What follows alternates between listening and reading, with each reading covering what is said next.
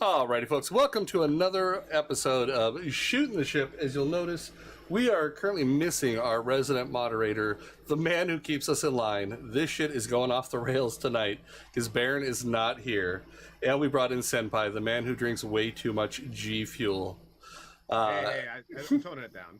As always, you got myself here, Krigor, the sexy one with the beard. Highfire with a full luscious beard. Hotel Kilo with not really a beard, so we're going through those 3 stages of beard. So we had to bring in Senpai, Captain Peach Fuzz from the pirate event, who can grow no beard. The amazing man from across the pond, Mr. Hers, one of our German CCs, EU streamer. You guys can usually catch him when most of us are asleep, so if you need somebody in the wee hours of the morning, there's your guy. And as I refer to him, the voice of Warships tournaments, the man who's probably cast more games than most baseball announcers. I may be exaggerating on that one. Mr. SeaRaptor. Just a bit. You know he's a classy guy when he brings a drink. I'm just saying. So tonight, folks, we are going to be talking competitive. So we had to bring in Senpai, who eats, breathes, sleeps everything competitive that he can. Hence his PUBG Pro Tournament shirt he's got rocking. We had to bring in the man who's seen probably... You've done every King of the Seas now, haven't you, SeaRaptor? No, NA didn't join King of the Sea until 5, beginning of this year. So there were a bunch of EU King of the Sea tournaments that we were not involved in before that. Oh, wow. Well, those don't count things. We weren't there. That's what I'm running with. Don't tell the Europeans that. Hers, earmuffs. You didn't hear that one. And then Hers to give us the EU perspective on metas. Yeah, I hope I can provide the information and the insight you asked for. If nothing else, you can settle many debates between myself and Hotel on how to properly pronounce and murder the names of the German ships. Because I purposely do it wrong, and his face crumples in pain every time. Yeah, there are some names that are difficult to pronounce. Yep. Like the Naughty-Now, or the Gunizanau, or the Nicenau, or I think I just make that one up every time I turn around. Let's just stop you there. Oh, And ending with the großer Kurfürst. Yeah. The gross first. well, Yeah. He tried. There wasn't a Yeah. Just say it, a great currywurst. The Great Curry Post, got it. Currywurst. Currywurst. Curry Ooh. sausage. That actually sounds really good. Very tasty. Hey, if we cannot trust a German guy to tell us about a proper bratwurst or curry first, who can we trust, SeaRaptor? I saw that look. fair enough. I'll give you that. I'll give you that, Krieger. So, guys, if you've got questions, things you want us to bring up, you know we do the Q&A towards the end. Usually we'll slip things in throughout. Make sure you tag an @Hotel Kilo since we don't have Baron. He'll be helping monitor the chat for us. He'll be trying to grab, copy, and paste onto a notepad or something as quick as he can. Your guys' questions, so we can try and get them covered for you here. So to kick it off, Highfire, since you've got the list still from I sent you earlier, do you want to start off the first topic there on that conga line I sent you earlier? Yeah, so last and current ranked season, meta, results, frustrations. What do you guys feel? This season compared to last season, I'm definitely going to have to say this current season has been the most grueling so far. Not just because it's of meta shifts, but because of the irrevocable rank 10 last season. According to Wargaming, apparently 25% more people made it to rank 1 last season, therefore diluting the talent pool at the starting ranks this season. Therefore, we kind of have like a shipstorm, we'll say. I like it. Language clean. Hey, we're shooting the ships. We can have a shipstorm. See what you did there. I'm stealing that one. Of course. But I personally am very vocal about ranked. As some people may know, I'm doing a pure Stalingrad run for rank 1. We'll open that worm bin later. Yeah. We'll But talk about that later. the quality of play this early in the season, I've noticed on North America, has definitely plummeted. It is this point in the season, we should still be seeing a lot of Unicoms trying to rank out. I'm seeing names that I don't see usually till mid to late season in the 5-2 bracket, and it's extremely frustrating. Mm. Yeah. It's quite the same over here in Europe. I have to say the irrevocable rank 10 is okay for me. I think it's not a bad thing, but a lot of people say it's getting a bit harder to reach rank 1 in the same amount of games you needed the season before. One of the things they did this season that I really like is you get to tier 10 ships and ranked at rank 15. And then the last irrevocable rank is rank 12, and then you don't move up in brackets again until rank 10. That's a difference from last season where that move up and like that last irrevocable rank and the new starting bracket for a ranked group were the same level. So now you have this, for lack of a better word, a buffer zone, right? Where but that 15 to 11 bracket is still tier 10, and the top couple of ranks of that are irrevocable. But you still have to, be decent enough to get up into that tier 10 group, that rank 10 group, to keep moving on up. And if you can't, then you fall back down to the 15 to 11 bracket again. You're still ranked 11 or 12, but you fall back down. So I don't know what the results are going to be. I'm with Senpai. I don't feel like it's really raised the quality of play, let's say. I've seen some just phenomenally goofy things, but you see that every ranked season. Like, it doesn't matter what rank you're at. You can always have a game where you just look at your opponent, you look at the people on your team, and you're like, really? Yeah. Sorry. I like the restructure. I'm curious to see how it impacts the overall stats at the end of the season. But I don't know that you're ever going to really do away with questionable play in ranked. It's because my frustration with ranked, and this is one of my big things, Wargaming sells it as a competitive, a solo competitive mode, but then they only award stars, how you move up, based on the performance of the team. To me, these two things are incongruous, right? Like, if we're going to make it about solo play, we should redefine the way ranked works and hand out stars based on base XP or something. The top 7 players get a star and the bottom 7 players don't. I don't know what the answer is, but in my mind, if we're going to make it a solo game, that's how it should work. That's an idea we discussed among the CCTs as well in Europe, because at the moment you are depending too much on the team if the game is not lost, not won, it's about 50-50 who will win. The team with the people starting earlier to play to save the star will lose. It's a very selfish kind of gameplay mode, to be honest, because you're really trying to not lose your star from What I learned from the Minotaur running the radar Minotaur last season is that it's a very utilitarian type of ship. Let's say didn't have a Des Moines on our team. Well, I have a radar, so I'm going to go where Des Moines is going to be. If I didn't have a destroyer on my team, well, I'm going to go where a destroyer would be going. The Minnow's pretty fast and pretty good with that. So it became like I fill in spots where we're missing. So we couldn't fill in Battleship, obviously, but still, it's where the radar mirror. Once I figured out that I was working with the team to fill in those spots, I just ranked out. But if you're playing to be selfish, try not to lose a star, can't do that in Minotaur. Right. So Febnik just brought up a question. It's actually the point that I wanted to bring up. Also, Dia Katana had one just before that in chat. So kind of 2 things here. One, getting rid of the Save a Star function altogether. I understand that, being the top player, you should get rewarded for that, which brings me to my second point.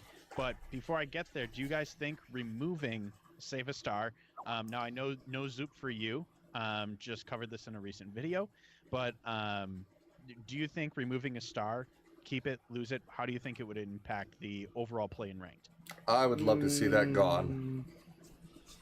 I didn't think I think they actually did. Weren't the earlier seasons of ranked, like let's say first, second, third, weren't those didn't those involve no saving stars, or was that consistent from the first season? There was no saving stars.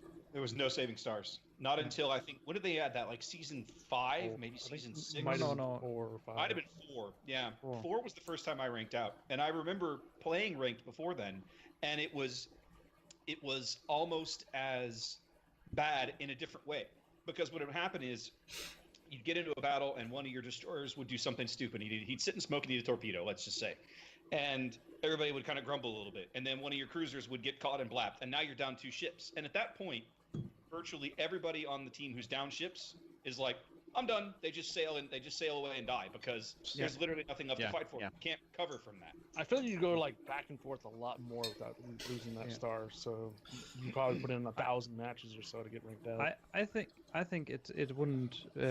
I saw people just quitting the game and starting with another ship because hey, the game is lost. I don't waste my time. I would even say the other way around would be an idea worth trying, to say the first 2 or even 3 players of the losing team keep their stars, and the last player of the team loses 2 stars or something like that, and even the first player of the winning team gets 2 stars and the worst player of the winning team gets no star. Something like that to even push people to play, that it's worth trying to win, and or if you lose, you're not punished because you're just did 1,000 damage less than the person on the first place. I think that would cut a lot of frustration as well. So my second point would be then, what would you guys say about warships taking more of an approach to ranked, like Rainbow Six Siege, for example, using an ELO system, where if you do really well, like you're judged solely on your performance. So if you do really well on the losing team, you can still gain points to the next rank. Where even if you're on the winning side and you do really bad, say you TK somebody, and you don't do anything beyond that, you lose points. I think, to me, one, that would make me want to play ranked, because it is far less selfish that way, because you are, I mean, it's still selfish, but it allows you to improve your rank based on your level of play. I wouldn't say it's more selfish. I mean, if I bust my ass, even if I lose, if I'm only losing 5 points to my MMR as opposed to 50, if I just, don't care and just YOLO constantly, like you'll see people doing that. I've watched it a few times, watching Majash, watching Senpai, watching some of the other guys do ranked, where they'll just watch a destroyer. He's just YOLO rushing, hoping his team can still pull the carry. He's just trying to zip through and ram someone real quick to get a ton of damage. And it's like, why did you do that? Yeah, great. You sailed through a cap, so you start getting ticked for cap points, and then you got a ram. You might finish number 1 and save your star, or your team could win. That's the dumbest thing ever. I think an ELO system would be amazing. The ELO system, however, it does have some drawbacks. For example, if we're taking something like the League of Legends mantra, or let's say high-tier Overwatch play, if there was an ELO system put in, we could potentially face longer queue times, which would be a bit of a complaint from a lot of the players. But personally, I wouldn't care. I'll wait 5-10 minutes for a game as long as I get competent people who know what they're doing. A better match. Exactly. You'll get a better... It's quality over quantity at this point, which, to be honest, I would love.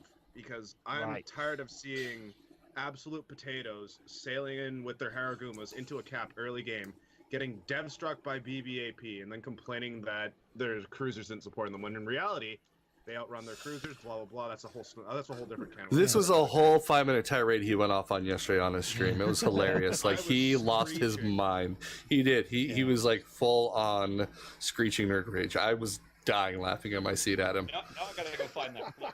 That's gonna be classic Senpai. It was. But, if they do it like some of the other ones, though, with the ELO, and I think Rainbow Six does it, is if you're paired up against somebody, look at clan battles. If I'm in Storm, we had a couple times where we waited 2 or 3 minutes, and all of a sudden we're against a team that we just completely plastered, and we're like, we only went up 5 points. We look at it like, oh, it's because it was a Squall League team. We waited so long, it put us against somebody lower. Right. So And that's a pseudo ELO. Yeah, right there. but if they did something like that where at a certain queue time, okay, we can't find anybody to your team, so we're going to go down a little bit and down a little bit. So even if you lose, it's a very minor impact. Where on that same note, the other team, if they manage to pull it off and they get squared off against 3 or 4 people that, I'm going to use, because we use League, I'm going to use their system, they're bronze or silver, and all of a sudden the other team's got 2 or 3 diamond or platinum on the other side, and they win because you're able to punch up higher, you get more of a kicker. They've already been testing it in clan battles. I don't see why they can't shift it to ranked, do the same kind of a tiering system like they do for clan battles for it, as opposed to what they're doing now.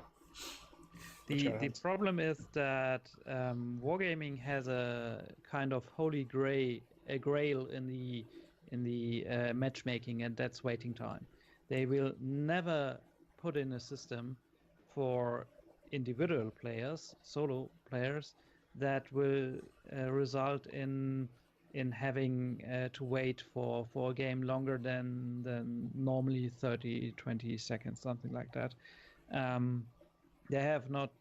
That's why Elo system is very unlikely to work out right.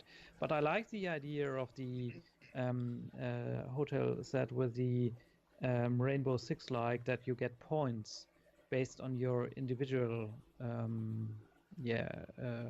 work you have done, and like having something that you earn points by what you do. The better you are, the more points you get. You are like not bound to the result of the team, but if you win with the team, you get a bonus up on your points, like you get double points or something like that. Sure. You mean kind of like you do for a regular match. If you play, you get your experience, but if your team wins, you get the victory bonus. Yeah, something like that. Now, go ahead. If you underperform, you lose points. That should be in. There should be the possibility to lose points as well, to fall back, of course. Right. Because you need some kind of punishment to sort out. But an Elo system, like in League of Legends or something like that, or you have in chess games and tournaments, I don't think that would work on a team game like World of Warships, where you have 13 other players and their Elo and performance has to be calculated in. That's quite complicated. Well, if you did it kind of like you do clan battles, where after this certain amount of time, now we're going to spread it to this after this one. In clan battles, you have one clan versus one clan, not 7 individual players versus 7 individual players. You have a 1-to-1 calculation, True. Not a 1-to-13. Yeah. That's the big difference. Right. Now, regarding the points, I would think that with the points distribution and weighting were things being done in game, because there are things that are very underrated, like scouting, tanking damage, etc., etc. Should the damage, if we were to go to this point system, how in a percentile number, for example, how much should damage weigh in that? Because we'll still get people that are sitting in the back with their conqueror, with their ranged spec conquerors, so farming fire damage on with that cruisers and bow and Yamatos. So I was just thinking about that one when he came up with the idea for it, and this is going to turn some stomachs when I say this game's name. Look at World of Warplanes. So Warplanes, I know. Somebody get him a trash can. Every type of plane has specific roles, so it gets more points for doing, more experience for what it's doing. Ground attackers get more when they're hitting ground targets. So battleships would get more experience when they're hitting other BBs, other cruisers. DDs would get more for spotting damage, would count better for them. Taking caps would count more for them. Cruisers would be spotting and DD damage, and probably, I hate to say it, fire damage. I know that kind of screws a Minotaur.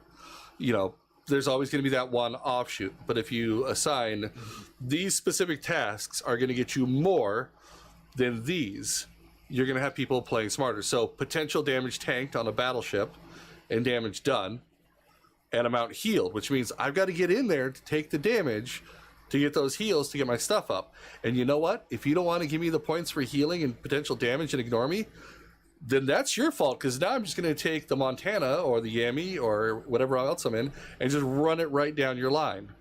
So you have to deal with me. Right. And the whole point kind of the ELO system is that before Wargaming could potentially, or World of Warships could potentially move towards an ELO, the calculation for XP needs to change. It cannot be so damage heavy. There needs to be counters for battleships with potential damage, even some cruisers for potential damage. You know, lighting targets up with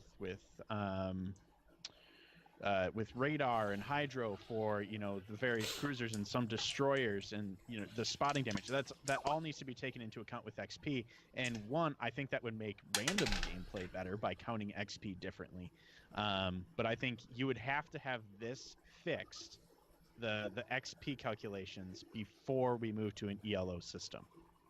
I have to agree, and I think the big thing here is, and we know they've gone through readjusting how XP is calculated at least 2 or 3 times over the life of the game. There was a time at the very beginning of the game that capping XP was worth garbage. So if you were a destroyer, you weren't getting much for doing your job, which was capping domination points. And then they ramped it way up, and then suddenly, just getting 2 or 3 caps, you could do almost nothing else as a destroyer and make buku XP. So they've kind of played with that number a little bit. I know they've done the same thing with spotting damage because of aircraft carriers. Right. So I absolutely agree. I feel like that the idea of maybe trying to merge the warplane system where you're rewarding ships specifically for doing their role, right? Whatever that role happens to be, whatever we define that number to be, as they get a bonus or something for that, I'm all for this, right? Because right now, like, I've had games in destroyers where I rack up 200,000 spotting XP, or spotting damage. For a destroyer, that's a lot. And it doesn't feel like you get any XP for that. Yeah. Like, it's like so basically I do very little damage, but I sail around, I smoke my team, I get a lot of spotting damage. Maybe I land a few torps, and at the end of the day, I'm somewhere in the middle. And it's kind of like, now, wait a minute here, like, these guys did all this damage because I was out doing my job, and I'm not getting rewarded for that. So I absolutely agree. I think the idea of an ELO system or an ELO style system is plausible, but before you even attempt that, you've got to take a step backwards and take a serious look at how we calculate XP. And I feel like I'm with Krigor on this one. You have to do it by class. You have to reward each class specifically for doing what it is they should be doing. Yeah, that's definitely the way to go for me as well. The only thing is that Wargaming has to find a way to make it clear to the players what they get points for. Yes, absolutely. They have not to make public how the points are calculated. Actually, it's good that they keep that secret in World of Tanks and World of Warplanes and World of Warships all alike, but they have to write down somewhere clearly, as a destroyer you get more points from capping, from spotting, from fighting battleships. It's not and destroyers. It's not yours to stand in the smoke and fire on the cruiser that's somewhere sitting behind an island and trying to radar something. But even if the calculation of the points is reworked, I think ELO system is not quite good, because as well the player base in World of Warships is still too small. Otherwise you will always play against the same people. That would be boring. But don't you do that right now? At this point, when you hit tier 1, 2, 3, or 4, or sorry, rank 1, 2, 3, or 4, you're pretty much starting to see the same people consistently until that person ranks out, and then you stop seeing them. Yeah. I'm not sure how big is the player base, or how is the high time population on the North America server? I'll log on right now and see what's on right now. Yeah. Typically around 15,000 in the evenings at 15. peak times. That's during for a weeknight, and then I think on the weekends it'll tick up a little bit, somewhere in that range. Okay. Now right now. Yeah, EU we are about 20-25. Yep. Okay, a bit bigger, and you see a lot of people again and again in the ranked battles, but 11,104 not- currently. yeah, not that much. So Boo, your client loaded up faster than mine. It didn't. Dia Katana and Neff were nice enough to tell us, which, Oh, by the way, apparently, according to SeaRaptor, just one more thing to throw into that worm bucket later, people aren't allowed to complain about the Stalingrad unless they complain about the Worcester too after apparently a game last night with one of our viewers. I will happily back that argument. So I'm good on that. Apparently, Neff I'm open good. watered her Worcester with Raptor in his Alaska and burned down 2 battleships and pissed off the enemy team, kiting him across the map. Oh yeah, I remember that game. Yeah. I happily talk about that game. Those guys were pissed. I was laughing. I was like, I can't believe that worked. You moved too close to your camera. You got out of sync. Yeah, I noticed. I'm like, what is this thing doing now? I gotta get it to focus again. Just lean in close and slowly pan out. Hello. Come on. There you go. yeah. We've all done it. Can I bring up some other point about the current ranked season? No, definitely. For it. The decision they did again, the tier 8, tier 10, and not a different tier of ships. Again, tier 10 for the last 15 ranks. Feels repetitive. I find myself a bit disappointed. It's again tier 10, it's clan battles tier 10, it's last season ranked tier 10. Yeah. That seems to be a trend that I'm hearing from all around the servers, that from the CC community, from the player community, that we're just getting sick of tier 10. And quite frankly, it's the reason why I'm not playing ranked this season. And yeah, I'm burnt out on tier 10 ships. Yeah. Absolutely. I totally agree. Absolutely. I couldn't agree more. Go, Sam. And Sorry, go ahead. The other thing with the burnout, at least for me with tier 10, is the fact that there was no spacing between clan battles and ranked. Oh, yeah. Oh, I would have loved a month's break in between. Time. You don't have to keep shoving competitive game modes down our throats. Just give us a month or two. If you look at any other one, so Senpai brought it up earlier, League, I believe it's like The a 1 Overwatch, or Rainbow Six. 2 month delay when the one season ends and the new season starts. By Senpai's camera. Hang on, my cam just went. Hang on one second. I guys. know, which is going to My mess. Skype just completely tooled itself. You alt tabbed and it killed your camera, is what you did, probably. No, there was a message to be seen, and it went poopy. Oh, yeah, I can't even see what you guys are saying in there, except if I do, it'll skew all the cameras because I set up the cameras before I open the chat bar, so I'll have to fix it again on break. So you guys can say, Krigor smells like shit. I'm like, I see it pop up with my name. Hey, guys! That's all I can see. There we go. You're back. He's back. But yeah, that's why I haven't done any this season. It's just, I'll play my tier 10s if somebody asks. They want to see it. They want to see my loadout. They want to see how I'm running things on it. But I have not touched my Des Moines. I think my Montana last night was the first time I touched that one since Clan Battles ended. I played just the first warm-up game because I've been down for a week with the PAX Pox and then being at PAX and everything else. I'm like, all right, I'll take the Montana out because, it could take a whooping if I roll into something stupid. We're good. Question for those of you guys in clans: are you guys doing the supply lines thing that the Russian community is, doing? Yes. Yep. Yeah. I'm just I think they need to do that. Wargaming officially needs to do that between seasons for their competitive game modes because it allows you to play. What is it, tier 6 and up that the battles count? I believe. Someone correct me. Actually, it's all tiers. All tiers. All tiers. It's all tiers. It's just that for the for the higher milestones, like good luck getting 150,000 damage out of a tier 3 battleship, let's say, right? Right, but right. if you can Challenge go get the 5,000 accepted. damage milestone out of that, right? No problem. Right, yeah. So I think doing something like this, because it gives you the freedom to play other ships while still benefiting the clan, and you still have a little bit of that competitive aspect to it, but you don't have to jump from clan battles 2 weeks later, you're playing ranked.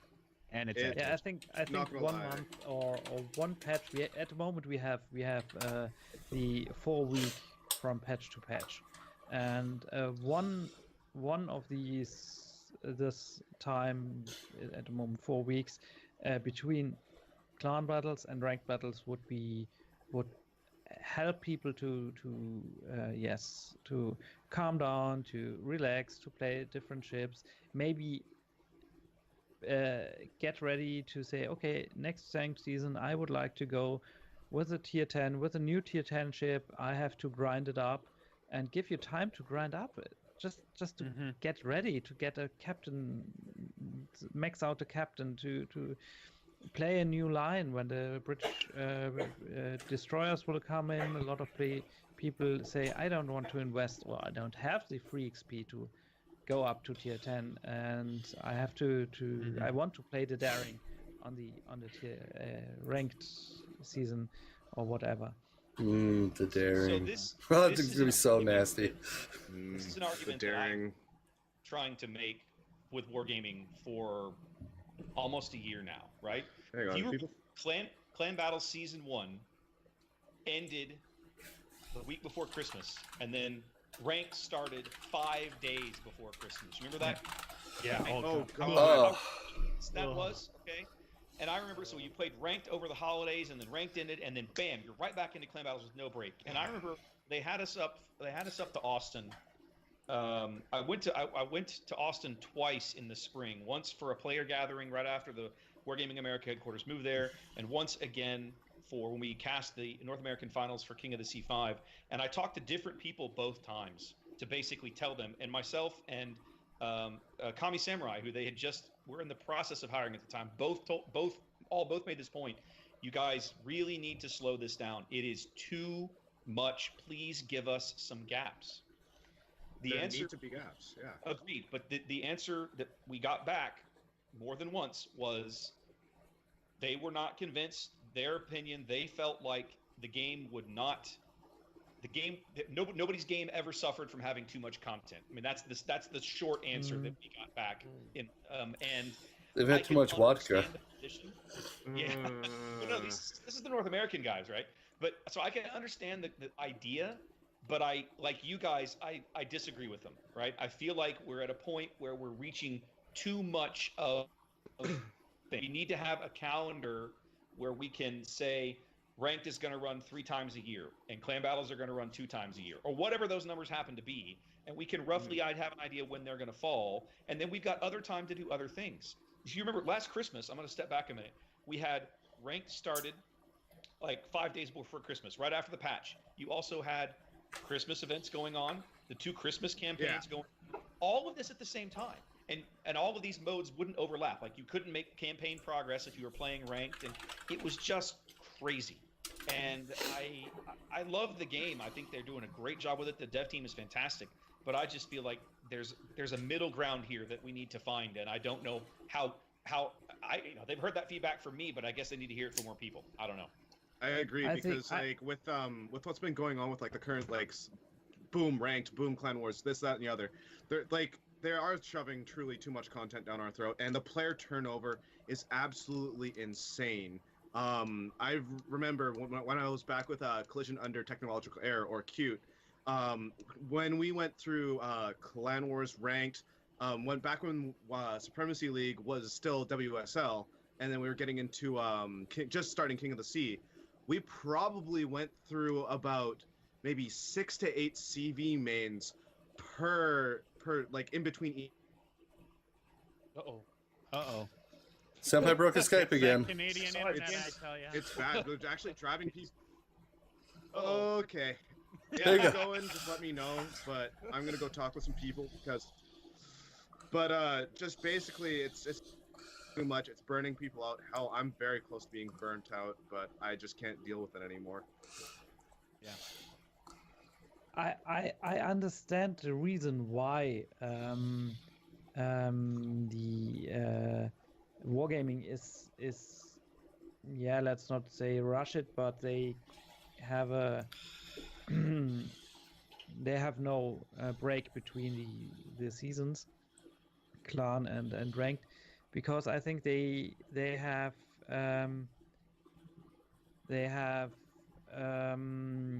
the fear that people that don't play clan battles have to wait even longer before ranked battles start.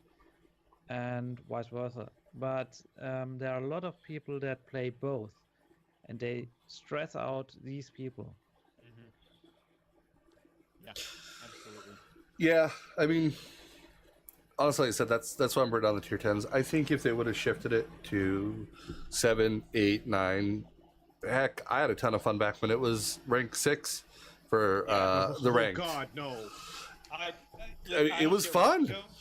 Let's get away from tier 10 for a while. If we're going to keep shoving clan battles rank, at least give us a different tier to look forward to in the ranked season. Yeah. So we're not playing the same bloody ships over and over and over and over. Sure. Yeah. And that actually brings up a good question that I forget who it was asked by. I think it was Diakatana. And then we can segue into the next topic perfectly from here. Where do you think ranked/clan battles should be at? Do you think that clan battles should stay at tier 10 and have ranked move down to 7s, 8s? I have my own thoughts on this. Or do you think maybe there should be a low level of ranked where, you know, ranked 25 through 20, you start in tier 4 and tier 5 ships? What are you guys' thoughts? I actually have a little thing. You know how tanks has tank companies, right? And they go by different tiers. I could see that potentially being adapted into ships as something similar, because you know how you could go from like tier 6 to 8 to 10, etc. That could possibly work. It's just kind of spitballing here, but I don't know tank companies. For those of us who are technologically challenged, explain tank companies. It would basically be people put together in groups to play against other groups competitively. It would be like 5, for example. There'd be skirmishes almost, but it would be kind of like almost a competitive thing. There was the Absolute, which is tier 10 only, and then in the middle you'd have 7s and 8s, and then you'd have 5s and 6s together, and you get matched up against other teams that are at similar tiers or at that similar that bracket. So it's essentially clan battles outside the clan battle. So if me and Hotel and Dia and Cater and we get B-Ted to actually play with us, we drag him in, we can get 7 random people like, hey, let's go queue up and let's see which tier is popping right now. Let's go play some games, 7-on-7s. Senpai might remember Cal, Cyber Athlete Amateur League. What we would do for like Battlefield 2, we would have a designated team that we're going to be up against for that week on like Tuesday. But you had the entire week to skirmish other teams other than that team to get your strats down. And once you guys came through, that was your moment. You're up against those teams. You had your roster, everything ready to go. So having these clan battles and stuff that come in like every day, it's kind of hard to work on your strats and stuff. Skirmish to get to know your own team versus being on the fly. Mm-hmm. Yeah, I would say leaving the clan battles to tier 10 is completely okay, because tier 10 ships are the easiest and best balanced tier in the whole game. You don't have premiums in, except the Stalingrad. Can of worms for later. Yeah, we have to keep throwing that out there, otherwise the chat will blow up. You have very balanced. Even if the carriers come back to clan battles, they maybe will be balanced. We'll see. We have to wait for the rework there. But giving ranked another tier would be quite, first, interesting, and second, it would be just something different to play. As Hotel said, he's sick of playing tier 10 ships. He's worn out playing his Hindenburg or Des Moines or whatever. Wow, you know my baby. Ooh. Another acolyte of the Church of Hindenburg? Oh, yeah. Hindenburg's like my ex-girlfriend. Just Battleship Hindenburg. her in the corner. That's something I would say that would be really, really work out for me to say, yeah, why not a clan? About these similar to the tank companies, I'm not sure if that would work out for World of Warships, because it's a much slower game. You're much more depending on your team, on everyone knows where you're going to, and the player base again is much smaller, so you will maybe have to wait quite a time to get a company together and find a match. Not sure if that would work. It'd be an interesting one, I think. Yeah. So what I would like to see is tier 8 ranked minus premiums that you can no longer purchase in the store or in the game client. So remove the Kutuzov, remove the Enterprise, get rid of those. And I think the reason why I'm saying this is because, in my opinion, I don't agree with you, Hers. I don't think tier 10 is balanced as well as tier 8 is, and the Graf Zeppelin, yes. No. But I would... Bring in the Graf Zeppelin. The diversity of ships at tier 8, I believe, make the gameplay much more dynamic, because when you're up in those higher ranks, and I've been watching other streamers, it's the same ships over and over and over again once you get beyond rank 5. When you're in 10 to 5, you do see a lot of people running your Harugamos and your Conquerors and the Minotaur and all sorts of different things. But there's just so much more diversity there. But I think if you move it to tier 8, you have things like the French cruisers and the French battleships. The Richelieu could do, I think, fairly well in a tier 8 ranked system. You have the North Carolina. You just have such a better diversity of ships at tier 8 that I think would be much better for that. I would love to play my Richie the Pew. I see a lot of different ships in tiers, either tier 6 or rank 6 or rank 5. You see the Harugumo. I play mostly the Harugumo on ranked, at moment rank 5. You see a lot of Republique, the French battleship. You even see the Grossovo or the Khabarovsk in Roach. ranked. It's quite widely spread on the EU, and but I agree that playing tier 8 would benefit the players that have not tier 10 ships or have less experience in tier 10 ships. What about a rotating tier? Sorry to cut you off there, Hertz, but what about a rotating tier, like flavor of the day kind of thing? Like go from 6 to 7, 8 up to 10, and then rotate back down per day or so? I could see that, or maybe like what they did back a few seasons ago, where they had the mixed tiers. So, for example, you could have Minakazes going up against the then tier 6 Cleveland, which would be kind of interesting to see, or was interesting to see, for example. But having things like 9 and 10, that's where I kind of draw the line. I'm not exactly sure how that would work out, but the lower tiers definitely work. What about something like what Snickerdoodle had just suggested, where you have rank 20 through 15 at tier 6, 14 through 11 at tier 7, so on and so on, until you get to rank 1 through 4 at tier 10? There's possibilities there, but to me, one of the first of all, I'm gonna say I am with you guys. You heard me say it before. I'd love something other than rank 10, but I'm sorry, tier 10. But tier 10 does bring one set of advantages that I think we sometimes forget. Those of us that played all these old rank seasons with tier 6 and tier 7 and tier 8 ships.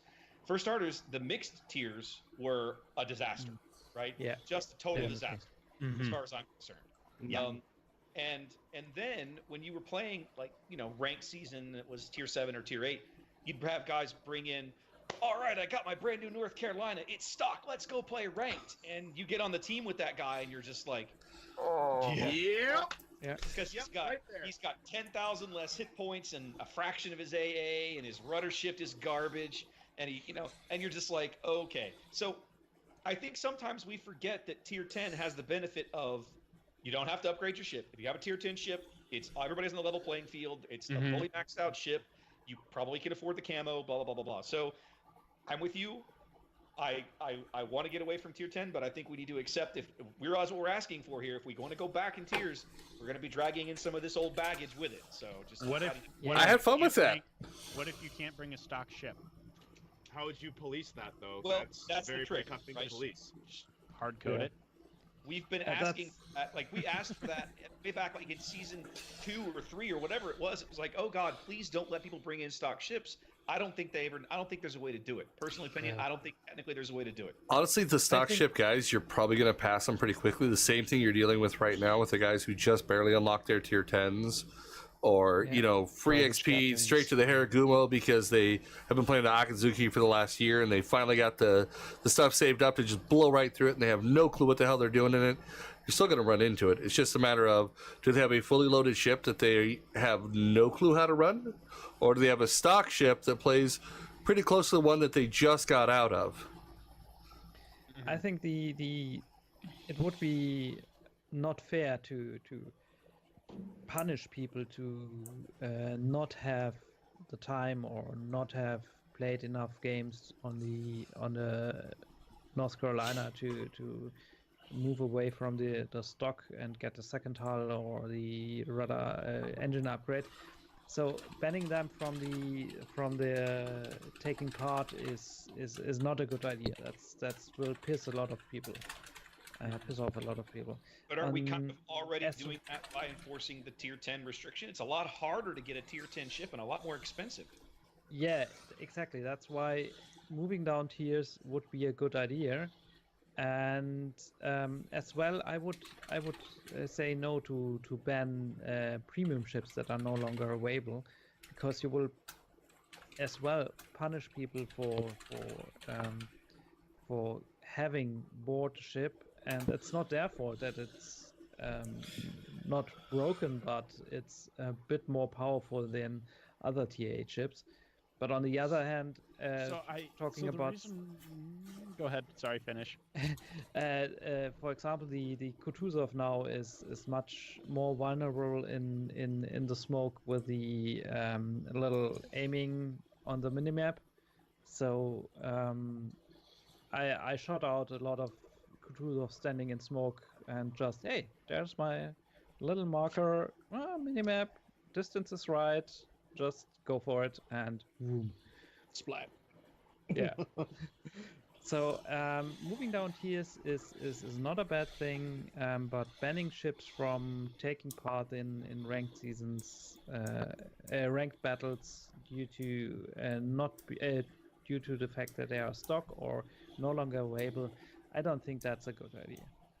Yeah, let me have my So, Belfast, damn it. I kind of want to say, with either way we go about the whole ranked thing with the tiers, there's no way we're going to please a vast majority. There's still going to be people pissed off. So realistically, it's almost like beating a dead horse. It's going to be whatever, but I can see why Wargaming wants to make it tier 10. It's because it's that carrot on a stick, right?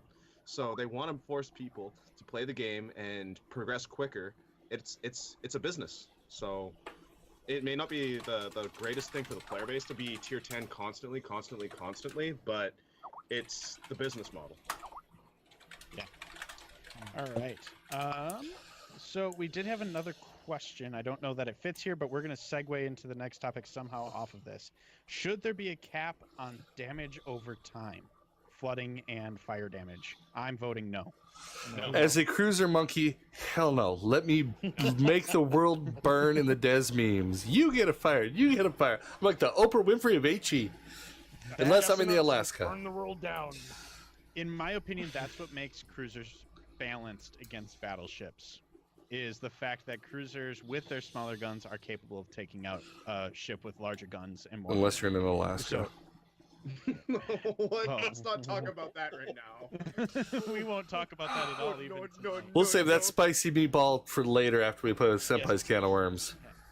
So, one of the unique people that we have on our panel tonight is SeaRaptor, who does shoutcasting for Kings of the Sea tournament and some others. SeaRaptor, how did you get into it? Where do you see your shoutcasting going? How can someone, say like me, who has announcing experience, get into And shoutcasting on for TV local- broadcasting experience. He used to be actual weatherman for the local news channel. Yes. I'm too humble to throw it out there. Fantastic. But yeah, so all three of those questions. All right, so we'll start with the first one. How did I get roped into this gig? And the answer is I did it to myself. I spent let's see, this is 2018, so it would have been in late 2016, somewhere along the way, right about the time the clan started up. I joined a clan here on NA called Task Force Apocalypse, and at the time they were in the process, or had already run, I think, 2 seasons of what they called the Warship Supremacy League, which was about a 8 to 12 week season of Tier 8 play, right? And then they were giving out prizes. At the time, they had a pretty good relationship with Quema Pueblos, who was one of the community guys here on NA, was helping them out with prizes and such. So I started playing with them in Season 3 of Warship Supremacy League. I played 2 seasons, Season 3 and Season 4. And casting was not really a thing. The only time they even tried to get the games cast was when we got into like the playoffs, semis and finals and stuff. They would try to get one of the big names to come in, somebody that people knew who already had an established Twitch stream or whatever. And we would, you know, sometimes we were in these games and we'd play the games, and you know, we're on comms, we know what we're doing, and we go back and we watch the stream later. We watch the video on demand of the game, and we're like, this guy doesn't even know what he's looking at. Like we're doing this, and he's over here looking at something else, and he doesn't know what he's talking about. After a while of this, that's not a knock against anybody, but it's just competitive play. Certainly in that era at Tier 8 was a very different animal than randoms. And so I decided that's it. Season 4 is my last. Season 5, I'm going to get behind the camera. I'm going to do this. And so that's what I started doing. I didn't have the camera at the time. I was only just audio only. But myself and another guy here on NA who's now was with, I think he was with MIA at the time. Now he's with Rush B as a Quadrillus. The two of us basically kind of became full-time casters in Warship Supremacy League Season 5. This would have been about this time last year. And we just started doing it. Every Saturday night we got on and we did 2 matches, whatever we wanted off the schedule, and kind of went with it. And Quad was really good at the graphical arts. He still does all of the layout stuff that we use for the various NA tournaments. Which looks really good. Anyway. But I discovered that people were constantly telling me, "Oh, you've got a voice for this. You've got a voice for this." Well, that's good. I have a face for radio, so I better be good at radio. And so I started doing more of that. And that's kind of how I got started. I ended up getting sucked into the King of the Sea stuff just because the EU admin. Oh, damn camera again. There we go. The EU admins came to us at the beginning of this year and wanted to work with the Supremacy League guys to wrap us into King of the Sea 5. So that's how we got started. And then one thing led to another. I ended up doing King of the Sea 5. They ended up posting me somewhere along the way on the main Warships channel, I think for, I don't know, one of the finals back in February. I think it was the NA finals. And then the following King of the Sea Supremacy, we did in April, May. I went up to Austin and did a live cast from there with you and Kami Samurai. So it's been an adventure. How to get into it is not that hard. One of the reasons that we're always looking for more people to cast games, right? And the reason for that is sorry. when we do an event like King of the Sea, right? Especially in the group stage. Group stage King of the Sea is pure bedlam, right? You've probably got 32 teams. There's 16 games going on at a time. We would love to show all of those games to everybody, right? But very rarely do we have 16 casters or 16 teams, because in a perfect world, it's you and somebody else are casting the game, sitting on either team. So literally, if you're interested, just reach out to us. Tag myself. I'm going to send you to Quadrillus, who is our streaming organizer when it comes to King of the Sea here on NA. And you're welcome to come and sit in and do it. Like we can teach you how to deal with all the background of the overlays and stuff that we use. That's 10 minutes, right? No big deal. After that, it's a matter of camera work, kind of understanding where to put your camera, figuring these things out, and what is it you want to do. I tell people, I do a stream 2 hours a week, which is just me playing, and it's honestly it's not that great because casting, like showing competitive warships to people, in my opinion, is a very different skill set from playing warships for an audience. Playing there and trying to entertain your audience and play the game and have fun and talk and interact and chat and all that kind of thing, that's one thing. But if you're focused on trying to show the competitive game, the focus is not on you. The focus is about what's going on the field. You're trying to show that to people, describe what's happening, talk about what you think is going to happen next, what just happened, why it may have happened, is the team making a mistake? Do you think they're making a mistake? Oh, maybe it didn't work off because your team made a bigger mistake. Like, who knows, right? So, does that answer? I don't know if I got all. Did I get them all? It's good. Yeah. I think you got them all. Yeah, go ahead, Hurzchen. And Hotel looks like you just got an invite for King of the Seas there from Alou. Please. Ooh, there we go. Bring it on. I mean, if I'm not playing in it, I'll cast. How big is the audience about, or the interest in tournament broadcasting in on the NA server? I find that it varies between events.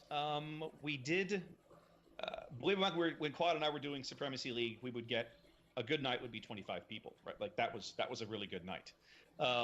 As we branched into King of the Sea, of course, group stage dilutes the audience a lot. Everybody wants to see a different game, so there's a lot going on. You typically will get, 40 to 50 sometimes, depending on the game and the matchup. As things narrow down and you get into the playoffs and there's fewer games casting, the audience will condense. Typically for a finals, we usually have, I think the last time we did it, we had around 400 to 500 concurrent viewers. I think my personal biggest audience was way back when Conway and the EU guys hosted me on the main Warships channel back at the beginning of the year. I think at one point we were doing the NA finals of King of the Sea 5, and we had like almost 700. But I know some of that was EU, and that's the thing, right? That we don't only get a North American audience.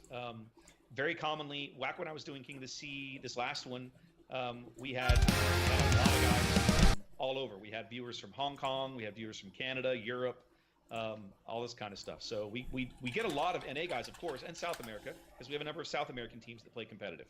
But we get them everywhere. Awesome. Okay.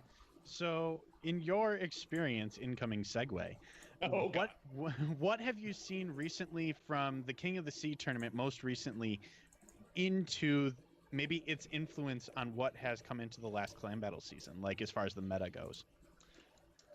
For me, probably, I think we saw the other way around. Clan Battles Season 2 ended shortly before the last King of the Sea. And that happened. No, I know what you're laughing at, too. That happened. Oops. They had some things. Some of the clans, and I think we saw some of this from 07 and possibly OPG in the North American King of the Sea tournament, had started experimenting with flanking Zhaos and gearings.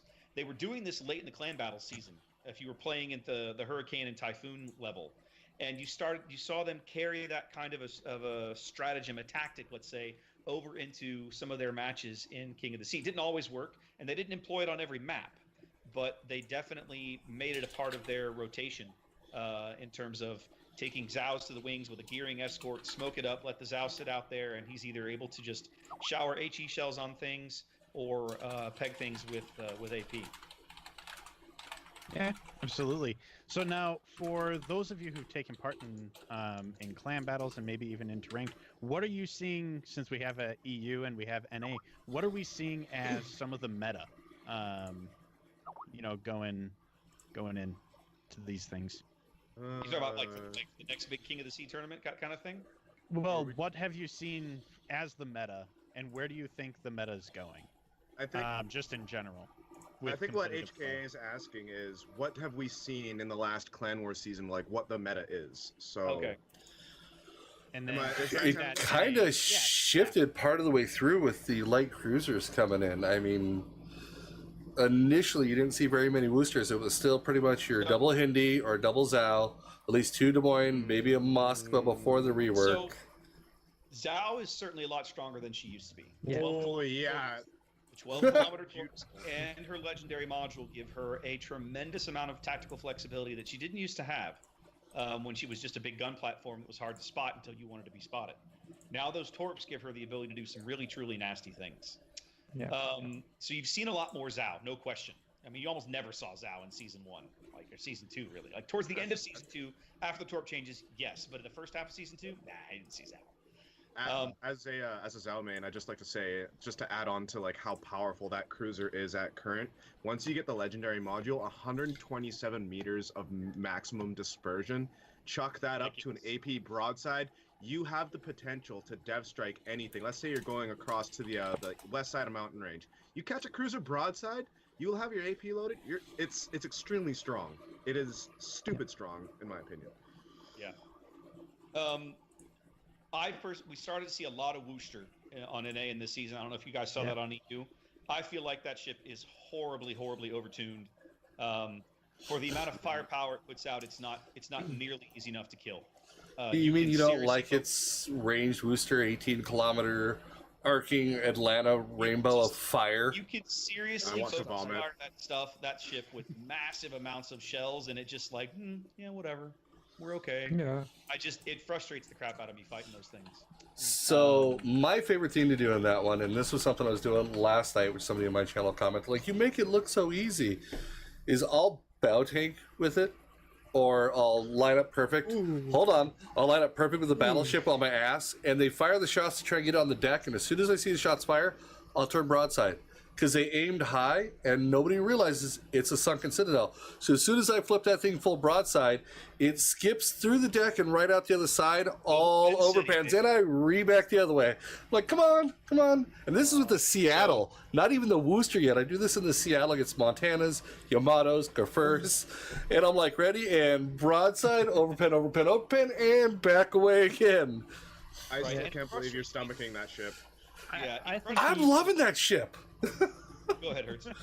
I think the booster is can be very, very annoying to play against, but it can be very rewarding if you catch the booster off guard and it's not broadside but a bit angled, and you hit it with a Montana and it's gone.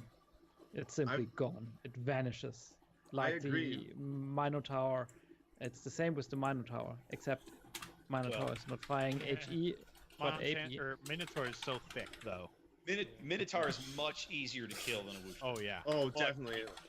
I will say it is, like, if you can catch a Worcester, definitely, but the thing is, that thing's detection, it's the second best detection at tier 10 for cruisers, and it's absolutely disgusting with that. The fact that it can radar a DD when it's spotted snap of the fingers is pretty powerful in itself, and with that broadside with that, yeah. Yes, it can. It's got a very narrow window. It's about a half a click. It's very small. Yeah, sure. It's not like Minotaurs, which is almost a full kilometer. Yeah, but I don't think the one ship I do expect not to see on the next tournament or clan battles will be the Harugumo. Sadly, but I don't think we will see that one much. I think you might see it in teams that go for a double DD build, where you have a Gearing or a Yu Yang doing the cap contesting and the spotting for the Harugumo, and that might allow you to, especially if it's a Yu Yang, it might free you up to be able to pull a radar cruiser to a different cap instead of having to.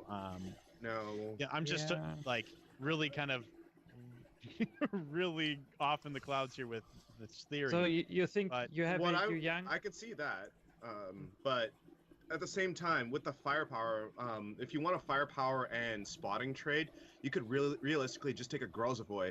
You have 0.1 less concealment. You have if you have the legendary module, you up the reload, so you're basically a Harugumo anyway. Plus, you have the heal and all of that utility. So realistically, I don't think we will see a Harugumo.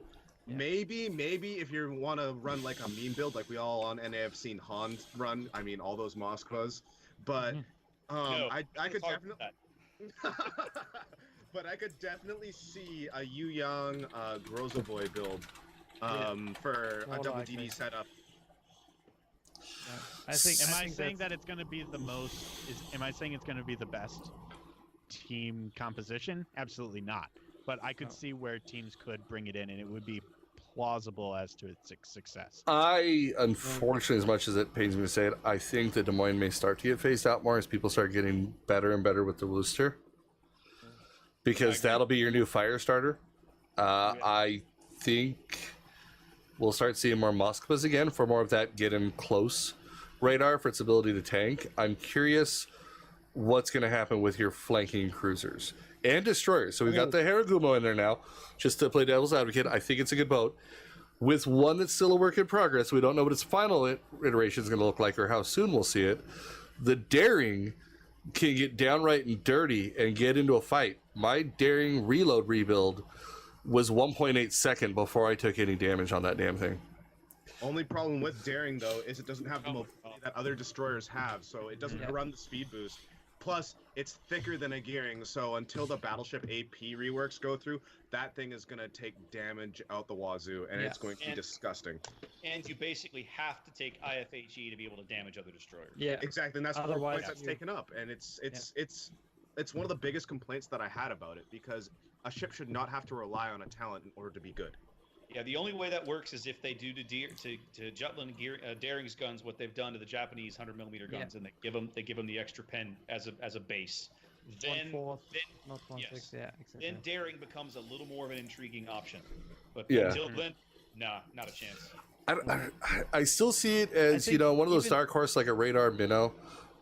You know, when you get those maps where you know they're going to send that one DD off to the side to do the quick lone cap, I think other than maybe the Russian ones, that thing can mix it up with most of the other ones and walk away. And before Senpai can dispute it, I've watched him do it. When him and I were dueling up, we would alternate who got to use the test boat, since we couldn't both test boat at the same time.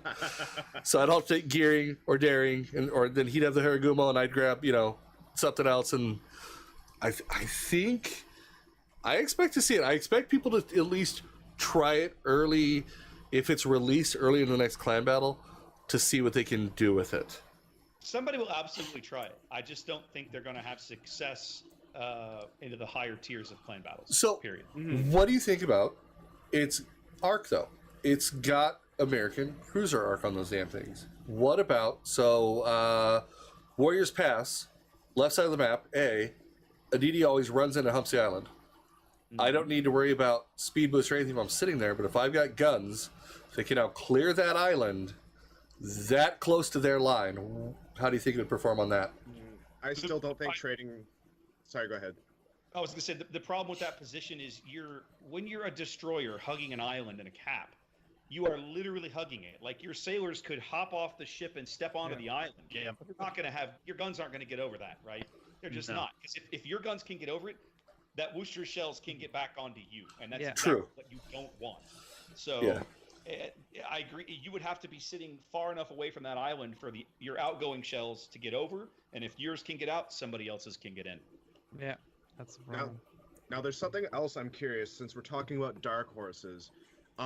With the H4's main battery reload booster, could we potentially see more Henry 4s being put in to the meta and see more playthrough there? Because it does have the second biggest guns at tier 10 for a cruiser, barring the Stalingrad, and it has extremely powerful HE. So I want to hear everybody's thoughts on that, because I think we could have a potential contender here. Yeah, as far as the Henry 4, I do think the reload module makes it viable for competitive play. It still definitely does not do as well as the Zhao for the role that it would likely serve. And the reason why I say that is because the only ship it would compete with likely is the Zhao, because the Henry doesn't really have the pushing power that a Hindenburg would have. And quite frankly, I just think the Zhao is going to be the better fire starter. Plus, the Henry is a far more selfish ship that where the Zhao can have an impact right away, the Henry has to wait for the battle to progress before its impact can really be felt.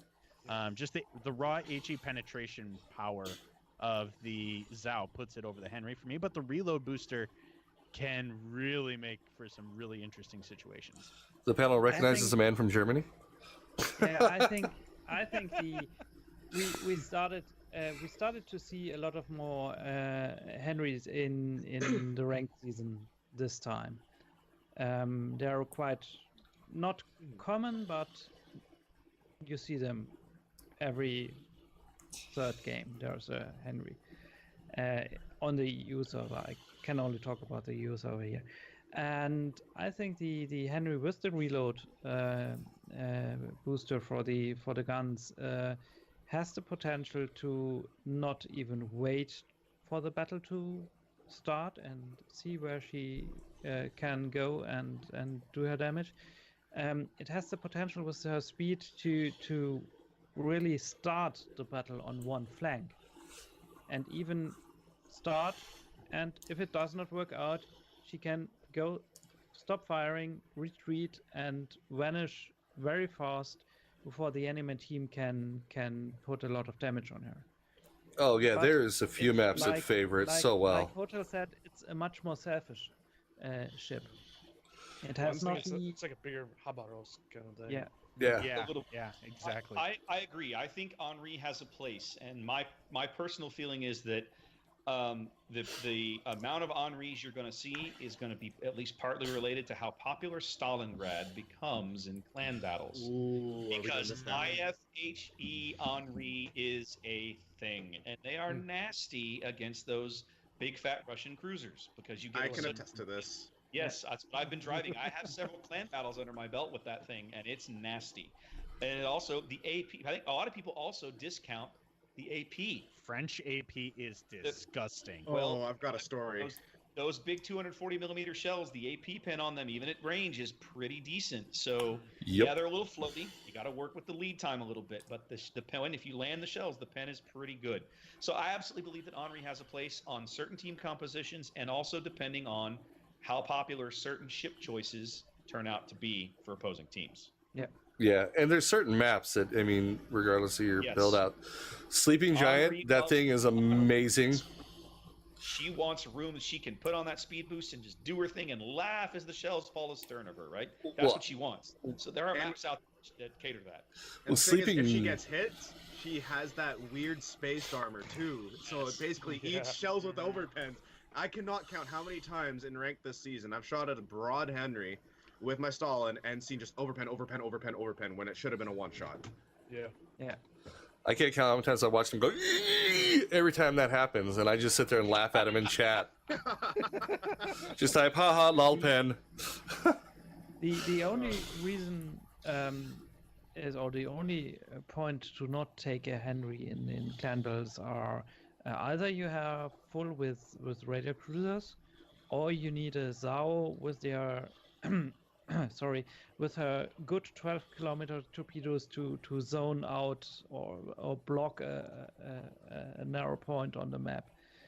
That's something the Henry can't do with her 3 torpedoes. Yeah, the zoning torps of his hour. Very nice.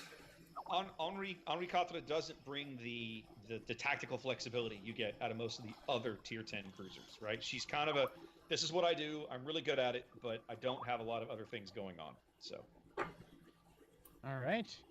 With that, ladies and gentlemen, we're going to take it to, say, a 5-minute bathroom break. Yeah. Stick around. We'll get to the Q&A portion. We also do have one other big thing to discuss, I do believe. Well, before the so can of we'll worms, be there right is back. one other thing for SeaRaptor we're going to quiz him on. But, yeah. So, guys, refill your drinks, empty your drinks, other things with You can drinks. hide, but you cannot We'll be run. back shortly. Alrighty, folks, so we are back. Oops, let's get rid of the chat box so everybody's lined up correctly again. I tried to get in the habit of having the chat open last time before I shaped the windows so I could see what's going on with it. cover my face. I mean, I said I had a face for radio. I I wasn't being like dead serious. Oh, I thought you were being self-conscious, so I was trying to help you. To be fair, I didn't cover it. It just kind of shoved you over behind Senpai. Well, You were kind of... I did too, yeah. You were technically behind Senpai's curtain, which just makes it more awkward. You're in Captain Peachfuzz's bedroom. Oh. Rigor, do you have At least take me to dinner first. do you have a picture of Dasha to put over SeaRaptor? I can get one. Just joking. Let me go just look one joking, up. sorry. Actually, we do have the Kraken hat image that was done for Vem still loaded in the panel. Yeah. Did you guys get to see that one that was done up on the last panel? That I think might eventually become a Yes. sticker? Yes, I saw that one. I did see that one. It was actually quite lovely. Yeah. Alrighty. So, guys, getting back into it, talking competitive here. A lot of folks like myself only know there's a tournament going on when either Senpai says, hey, I'm competing in a tournament this weekend with the team, when he's back when he was with Cute, because I don't think you've done any with 007 yet, or Not yet. we see SeaRaptor on a weekend instead of, out running around having fun time with the family. We're like, holy crap, SeaRaptor's on. There must be a tournament this weekend. So, SeaRaptor, where, other than salt mines called the forums, can people actually go to see the tournament schedule? how to sign up for them? Like, is there a centralized place most people put it up? Like, there was a 3-on-3 tournament this weekend until Senpai said, hey, I'm lucky I get to co-cast with SeaRaptor. I'm like, dude, it's like King of the Seas. He's like, no, it's the other tournament. I'm like, oh, yeah, of course, that one. Wait, which one was this weekend? I forgot. I get them so confused. Yeah. So, the two big events that we've been doing here on NA, obviously King of the Sea, that's the big tent, right? And and you'll see plenty of publicity for that on the Warships portal when the time comes. There's always portal articles, usually talking about signing up and when the tournament is, and we feed them all the information, who's casting it, and they put up articles on usually on that Friday or Saturday morning of the event, so people it's right there on your news window, you can't miss it. So King of the Sea gets a lot of publicity on the main portal. Following the King of the Sea we did earlier in the late spring, over the summer we've done a series of tournaments, kind of King of the Sea prep events here on NA for teams that wanted to try out the format, had never played it before, teams that just wanted to get more experience in it. Those have also been getting publicity on the official Wargaming portal as well, Warships portal as well. Again, we feed that information to RadarX, the community manager. He turns that into an article for us, and it gets posted. In fact, there should be one of those going up in the morning for our next tournament, which is coincidentally on Saturday. That's War Games 3. That's our third one of the summer. We only have one team signed up right now, so I'm really hoping this publicity helps a little bit. Is it a 7-on-7, a 9-on-9? What's the format for that one? So it's King of the Sea style. So it is 9v9, 1 carrier, 2 battleship team limits, and then it's we do best of 3, just like King of the Sea. It's essentially the same, almost identical format what you're going to see in King of the Sea. We do that intentionally so that teams that have no experience with it or want to get more experience with it are playing more or less exactly what they're going to be playing when the big event comes around later in the fall. The tournament that we did this past Saturday was called Shipstorm Saturday, which has been started by the guys here on NA called Rage Quitting Losers, RQL. That's the clan name. Yeah. And it's actually a really fun event. They had started it over the summer. I think they ran their first one, I want to say in July, Senpai. Was that right? Because you cast Correct. that one. Yeah. Okay. Correct. And they had asked me to come cast that one, and the timing was bad in July. I had something else going on. I couldn't make it for whatever reason. And I said, I can't make this one, fellas, but keep me in mind for the next one. So they tagged me in August and said, we're setting the next date. And I said, absolutely, I'm in. Let's do it. And then about a week before the event, 10 days out, they had worked with Notzer to get some publicity on one of his YouTube videos. And suddenly their signups just skyrocketed. So on Saturday, we had 42 teams signed up for 3v3 play, and we did 5 rounds of Swiss and then a 16 playoff, and I think we were on the air. We did that in about, what would you say, Senpai, about 4.5 hours ish? Yeah, around maybe a little longer than that, because those games were all best of 1. So the Swiss rounds were best of 1, and so were the playoff games. It was only 8 games, right? But because it's Swiss, you're repairing in between rounds and all this kind of stuff. There's a little more downtime while you try to get some of your setup organized.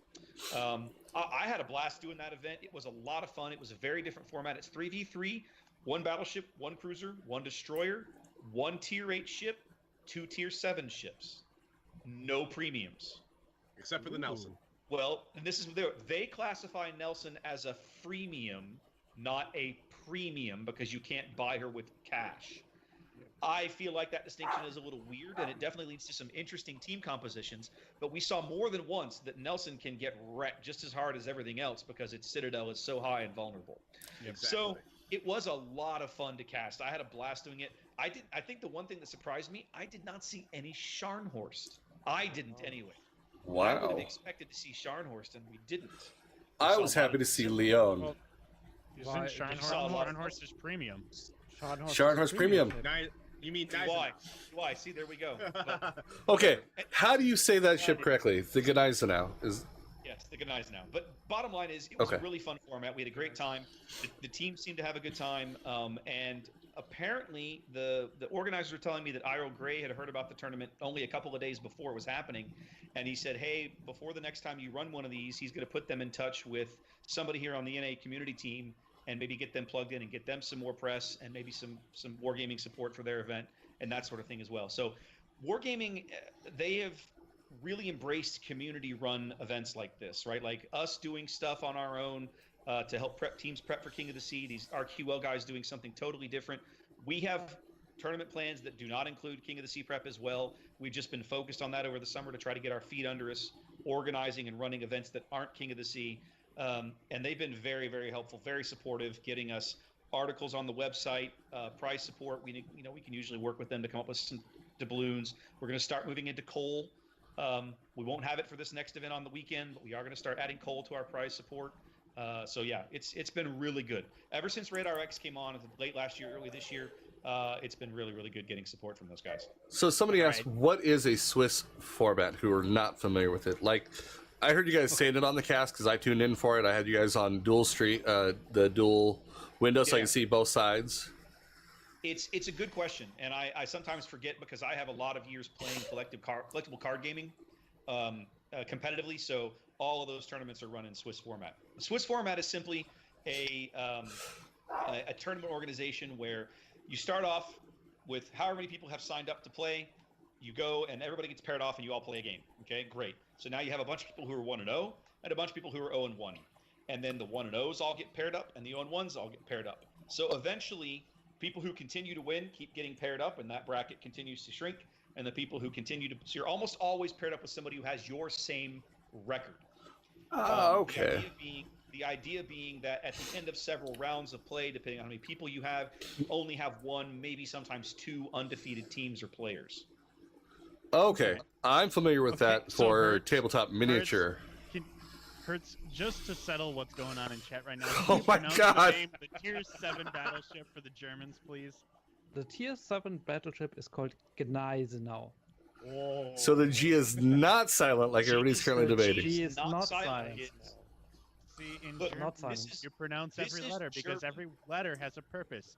Yes. German engineering, German language. This is German. If we didn't want you to pronounce the letter, it wouldn't be there. Most times. All right. As always, there are some cases there are, but Okay. in that case, it's Gneisenau.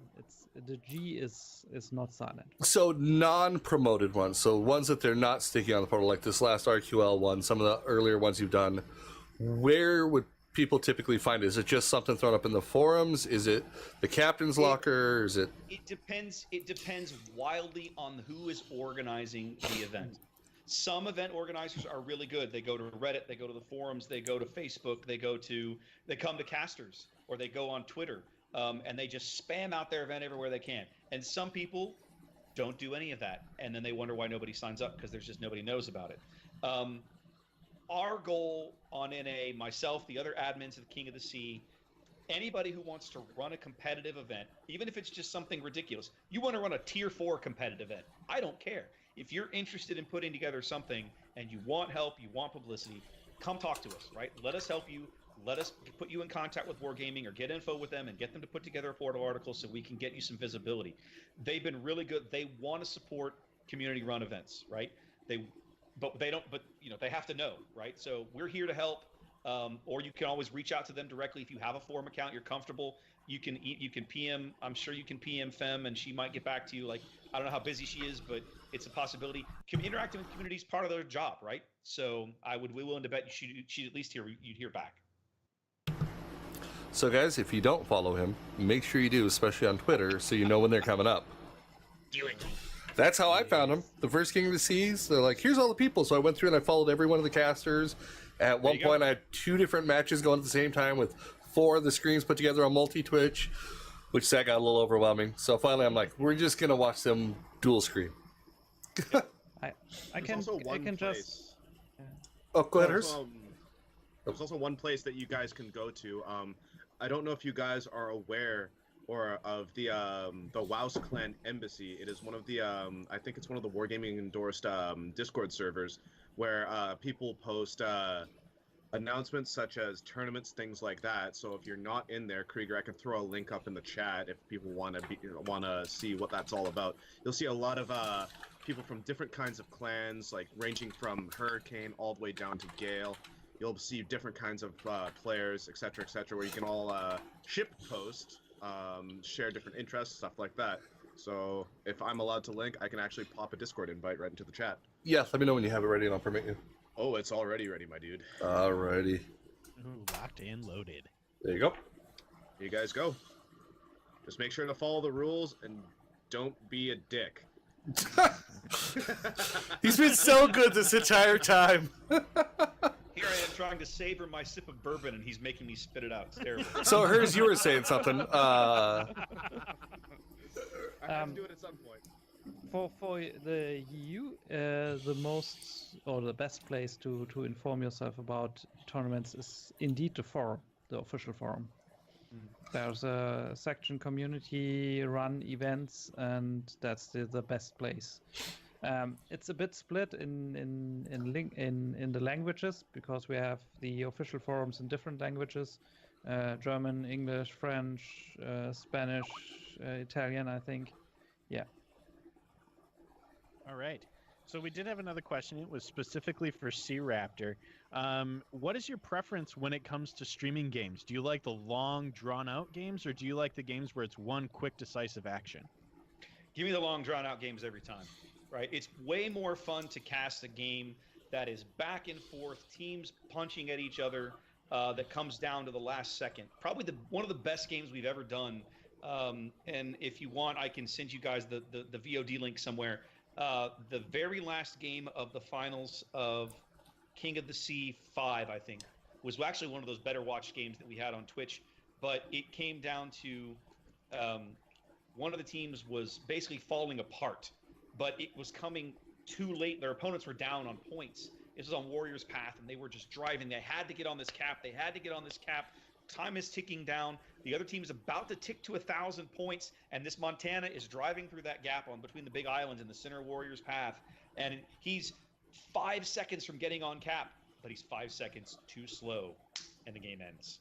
Like, it's I just remember that game. You're just like, oh my God, is he gonna get there? Is he gonna get there? Is he gonna get there? No, those kinds of games are so much fun to cast because you don't know what's gonna happen. Like you're just trying to go with it and get the adrenaline going and talk about what can happen. So much back and forth in the last 2 minutes of that game. Such a great game. So, just a little caster fanboying from my side. That's probably one of my favorite things for watching the ones that SeaRaptor does.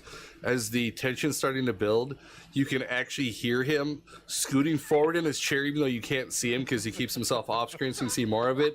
You can hear his excitement rising, and he has no interest in either teams. Like, he's not rooting for one or the other, but you can hear it, which is something from all my favorite casters.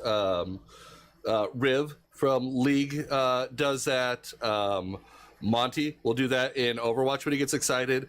Senpai, getting to actually hear him. I didn't know Senpai has been casting tournaments for a while. Getting to hear him with SeaRaptor when a big play, just knowing his visual from watching his channel so much, knowing he's jumping up and down in his seat as he's like, and they came in here, the shots are right here, they're coming in this way. You're like, yeah, he's hyped up. He's getting ready to slam some more G Fuel and get back in there. I have to give a huge shout out to Senpai. He reached out to me this past Saturday. He was like, "Hey, we're both doing this. Why don't we team?" I was like, "Sure, let's do it." And I had a blast working with him, man. Like it was so much fun. I was just like, I'm thinking at the end of the day, I was like, I hope that guy comes and does King of the Sea with us because I would love to work with him again. Find him another partner if he needs one. Like I don't care. He was so much fun. So kudos, man. Come back and do more. Thanks, my dude. This was a pleasure. It was a pleasure and an honor. So we had another pronunciation question in chat because Hi-Fi wants to end the next debate for the old Prince Eugen. I think actually, the name is Prince Eugen. Eugen. Okay. Yeah. Ha, Hotel, you've corrected the crap out of me on that so long, and even you were wrong. Hey, It's not often I get to say that to you. I was close. I said Eugen. That is the first name you've ever been wrong on, so I am taking this. Aha. It depends on where you are. You either say Eugen or Eugen. I've heard it pronounced Prince Eugene. Like, no, it's not. That just makes me cringe. Okay, so how about the tier? Is it 6 and 7 German destroyers? That's The Ernst. is it the Gady and Ernst Gede. Ernst Gede? Gede? Okay, Ernst I was Gede. right there. And the And Liberat? the other one is the Leberecht Maas. Liberat Marsh. Got both All of right. them perfect. All right. And there's the tier 9 cruiser in German. That's not the Rune, it's the Rhone. On. Oh. So like R, like the R is silent almost. No, Rhone. It's Oh. like it's a very bit long silent. O. It's a Rhone. It builds Yeah, up that's into it. the That's O's. With that one. It's a low R and a hard O. That's one of my. That just sounded so bad. But actually,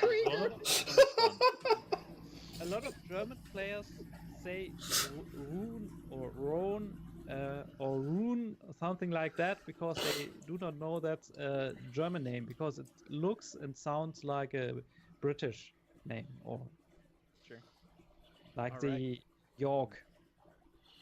All right, Senpai has been sitting in anticipation for the past 2 hours, wanting to open a can of worms.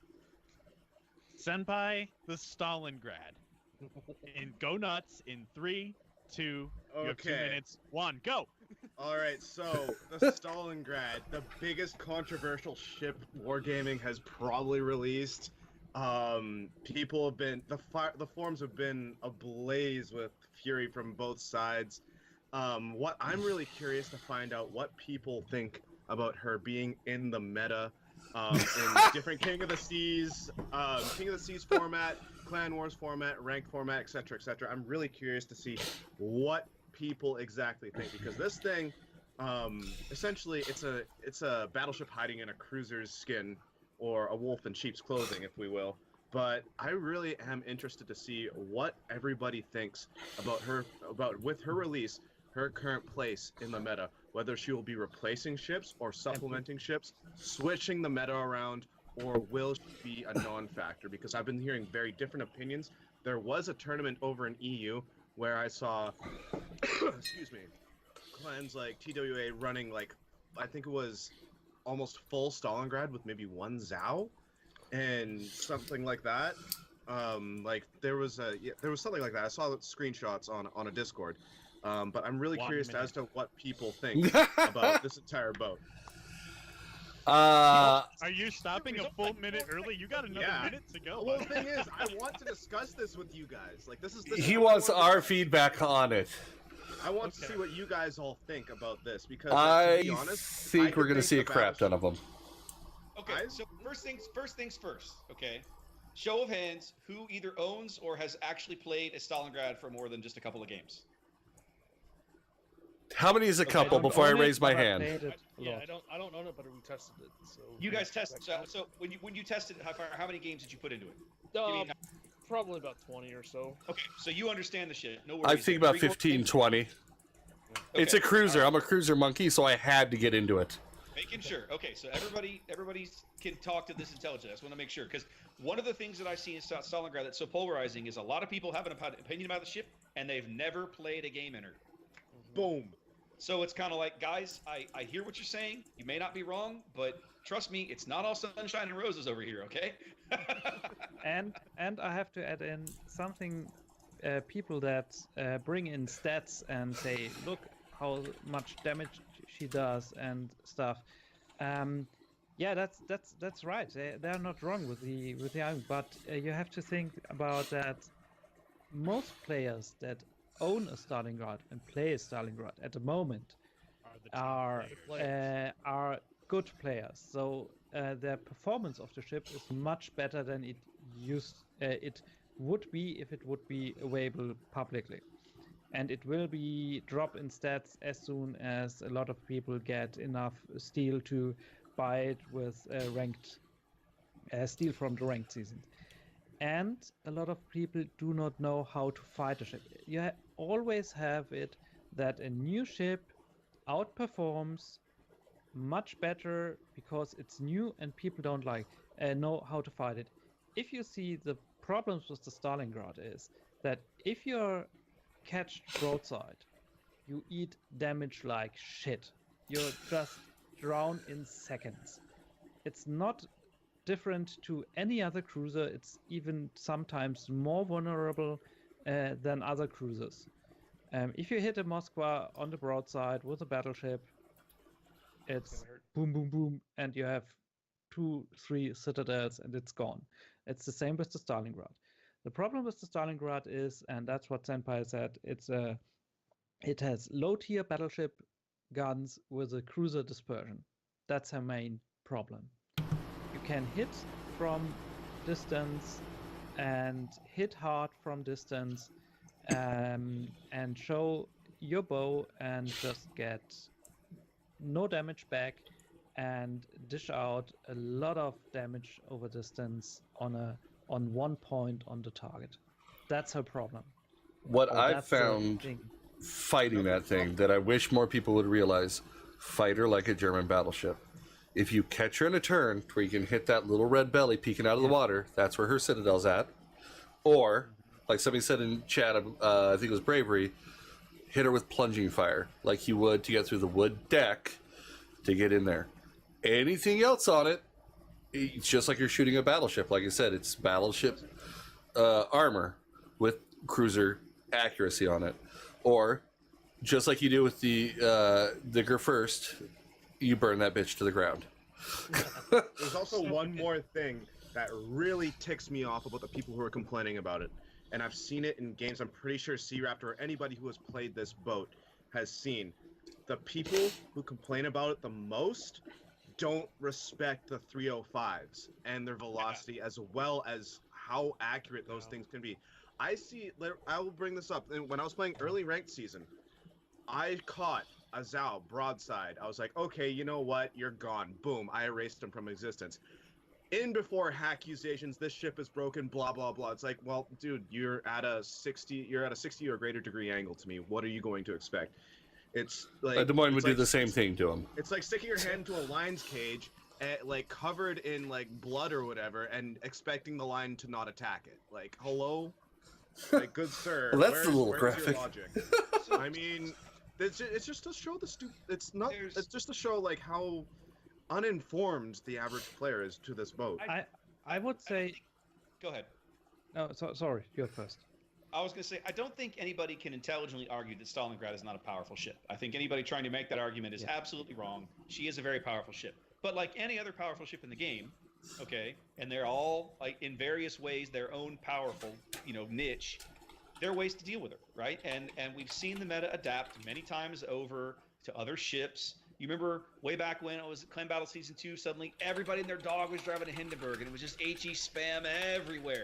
And then suddenly people were like, here comes Republic. And I'm like, wait a minute, these 431s, they really don't mind penetrating that angled Hindenburg armor. So Republic kind of crept in, and Hindenburgs kind of filtered their way out, and Zhaos came in because they were harder to spot, and so on and so forth.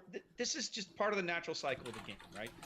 Stalingrad is a powerful ship. You have to respect her. She is nasty. But at the same time, there are ways to deal with her. Hindenburg can rain HE on her all day long and burn her from stem to stern. Hindenburg's normal pen will pen her deck armor. IFHE Henri will pen her deck armor. Battleships getting decent angles on her will just do horrible, horrible, unspeakable things to her, right? So, she's a bigger, fatter Moskva with much better guns. If you treat her like that, from an opposing perspective, you know what you're up against. Yes, but I think the problem with Stalingrad is that you have the combination with a very powerful ship that is very accurate in the hands of few very good players. Agreed. That's the problem with her. Mm-hmm. And maybe, just maybe, giving her a battleship repair consumable with a longer cooldown, so you can burn her, would give not so good players with HE the possibility to fight her better.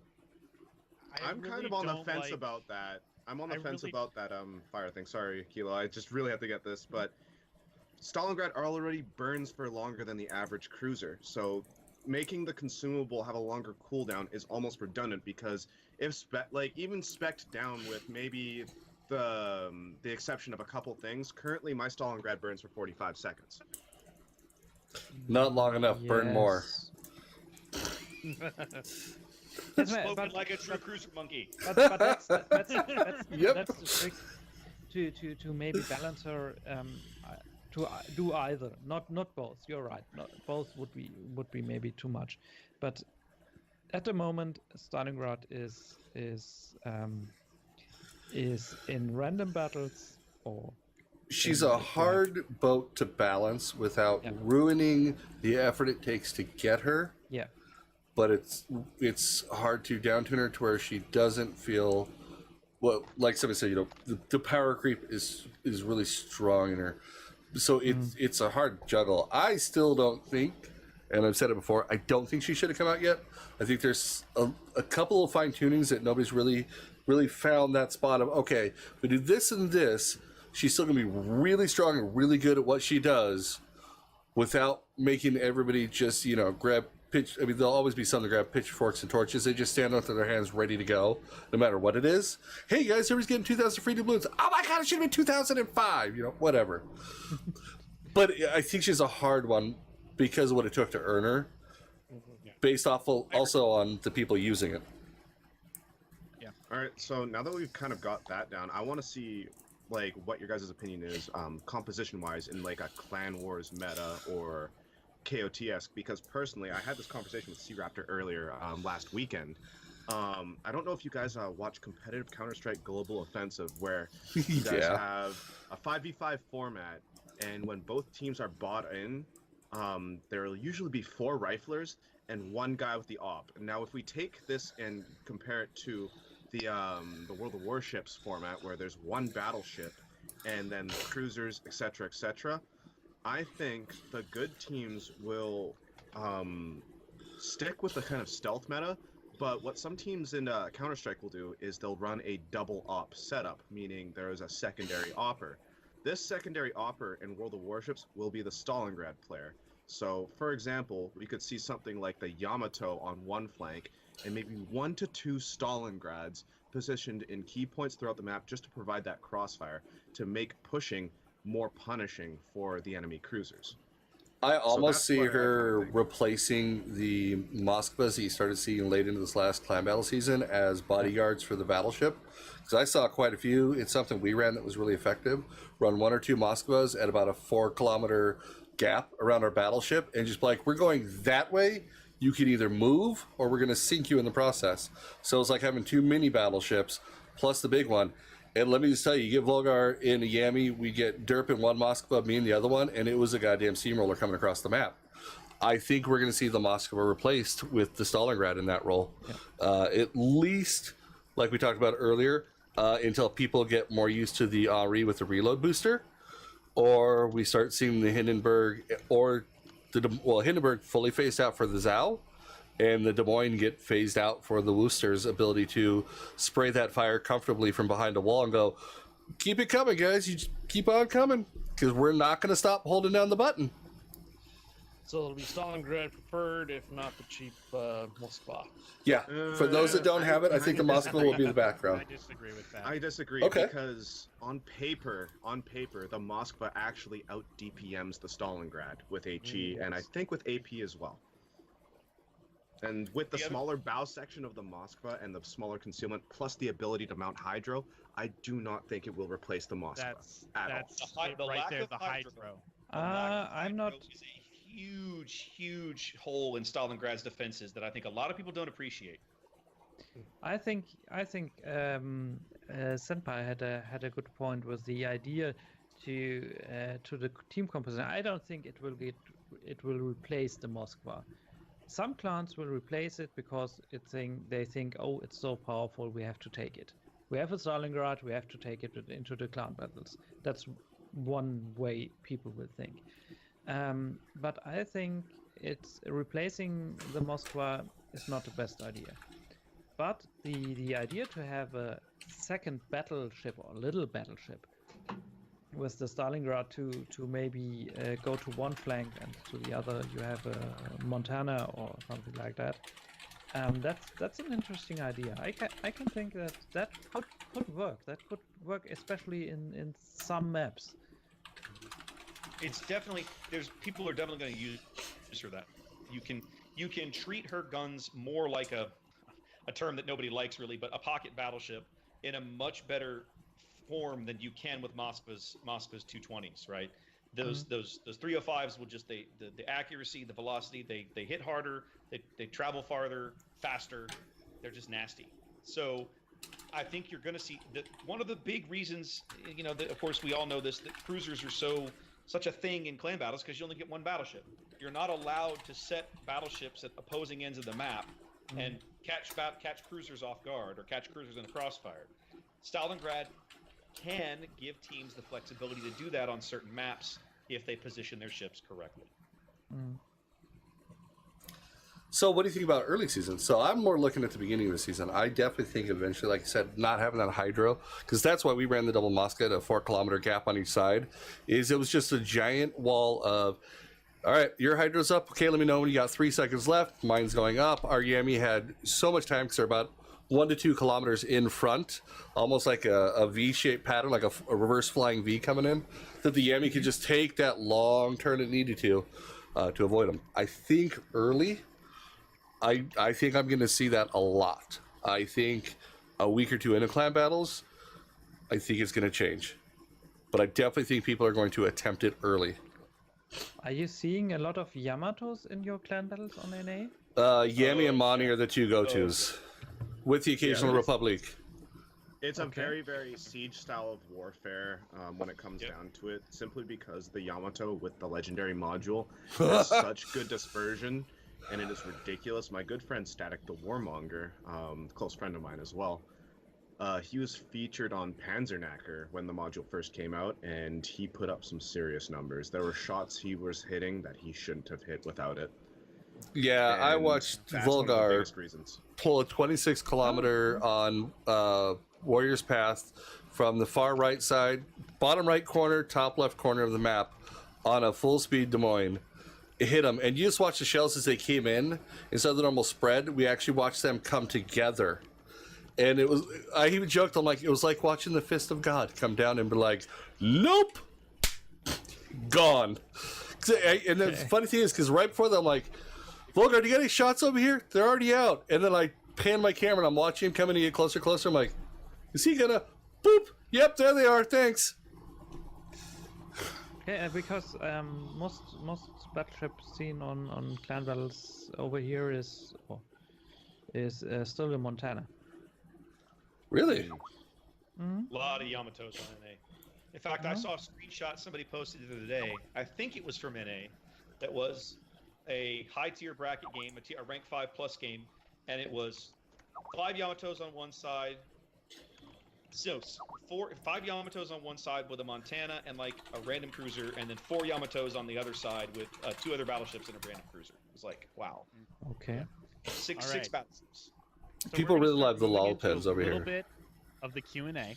The first question is still Stalingrad related, because of course you're always going to have teams that will do the meme build. How do you think a team should react to what do you think one team should do to react to another team running all Stalingrads? Play the concealment game. Yeah, I think so too. Position your yourself torpedoes. around it. Exactly. Concealment Yeah. torpedoes. Yeah. If you have torpedoes, you own that game because you can do very, very nasty things with a little bit of smart positioning. Right. Yeah. Exactly. Like, it's very simply counterable. Yeah. All right, so a couple of weekends ago, Wargaming held the new Corgi Fleet event, otherwise known as the Pirate event.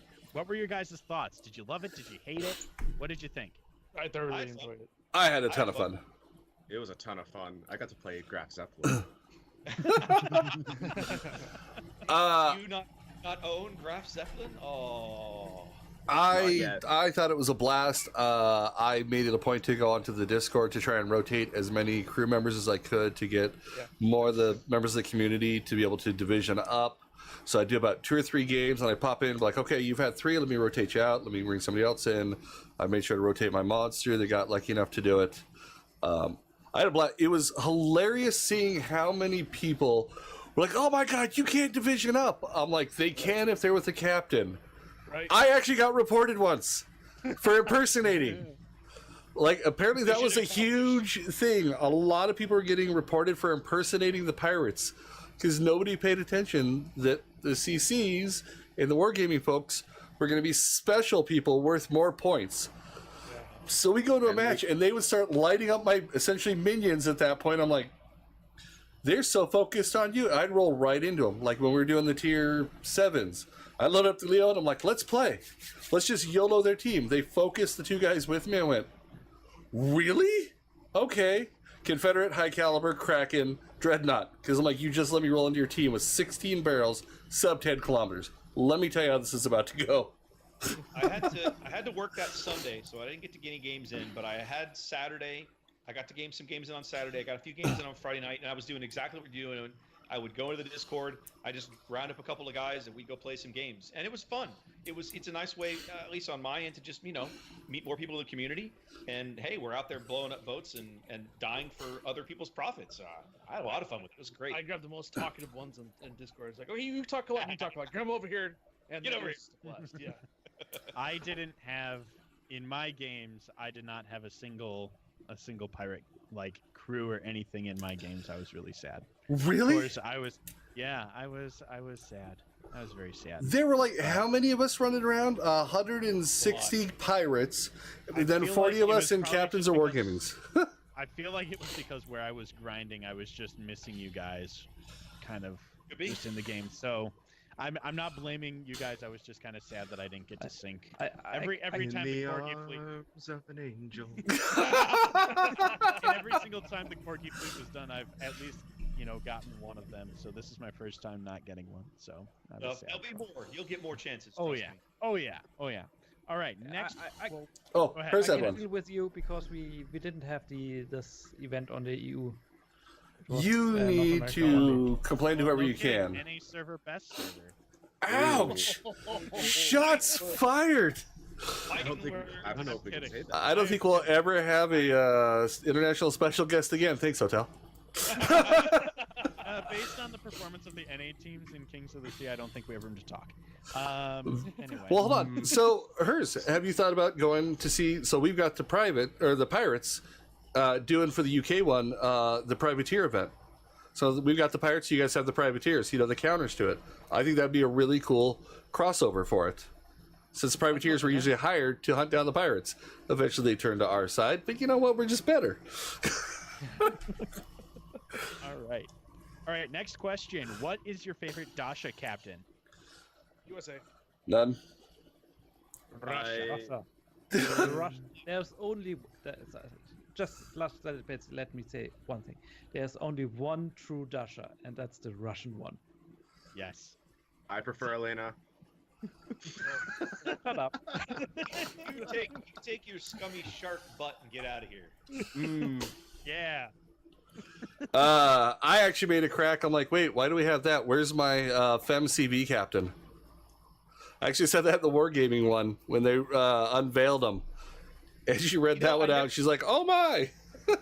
I had never really thought about this before, but I think of all of these pictures, I really think that the Russian one is the best one of her because her hair is down, as opposed to up in a bun or under a hat or something. I like that. If I think about it that way, yeah, I agree. What team won the Shark and Eagle competition? Okay, so here it is, guys. Here it is. Eagles did not win a single day on any server on the planet. There you go. Yeah. Most balanced in-game competition. Go Eagles! Yeah, Eagles. Well, and the funny thing is, there was nothing really that should have swayed people either way. It was just Eagles and Sharks. I honestly thought initially, I was like, oh Lord, Eagles are just going to crap all over NA because, Eagles, the US players, screw it. At the time when they talked about it, Volgar and I had been playing a crap ton of Sea of Thieves. The Megalodon just came out. I'm like, I'm going with Sharks. Let's do it. And then everybody went Sharks. I'm like, it'll shift. Maybe next week. Nope.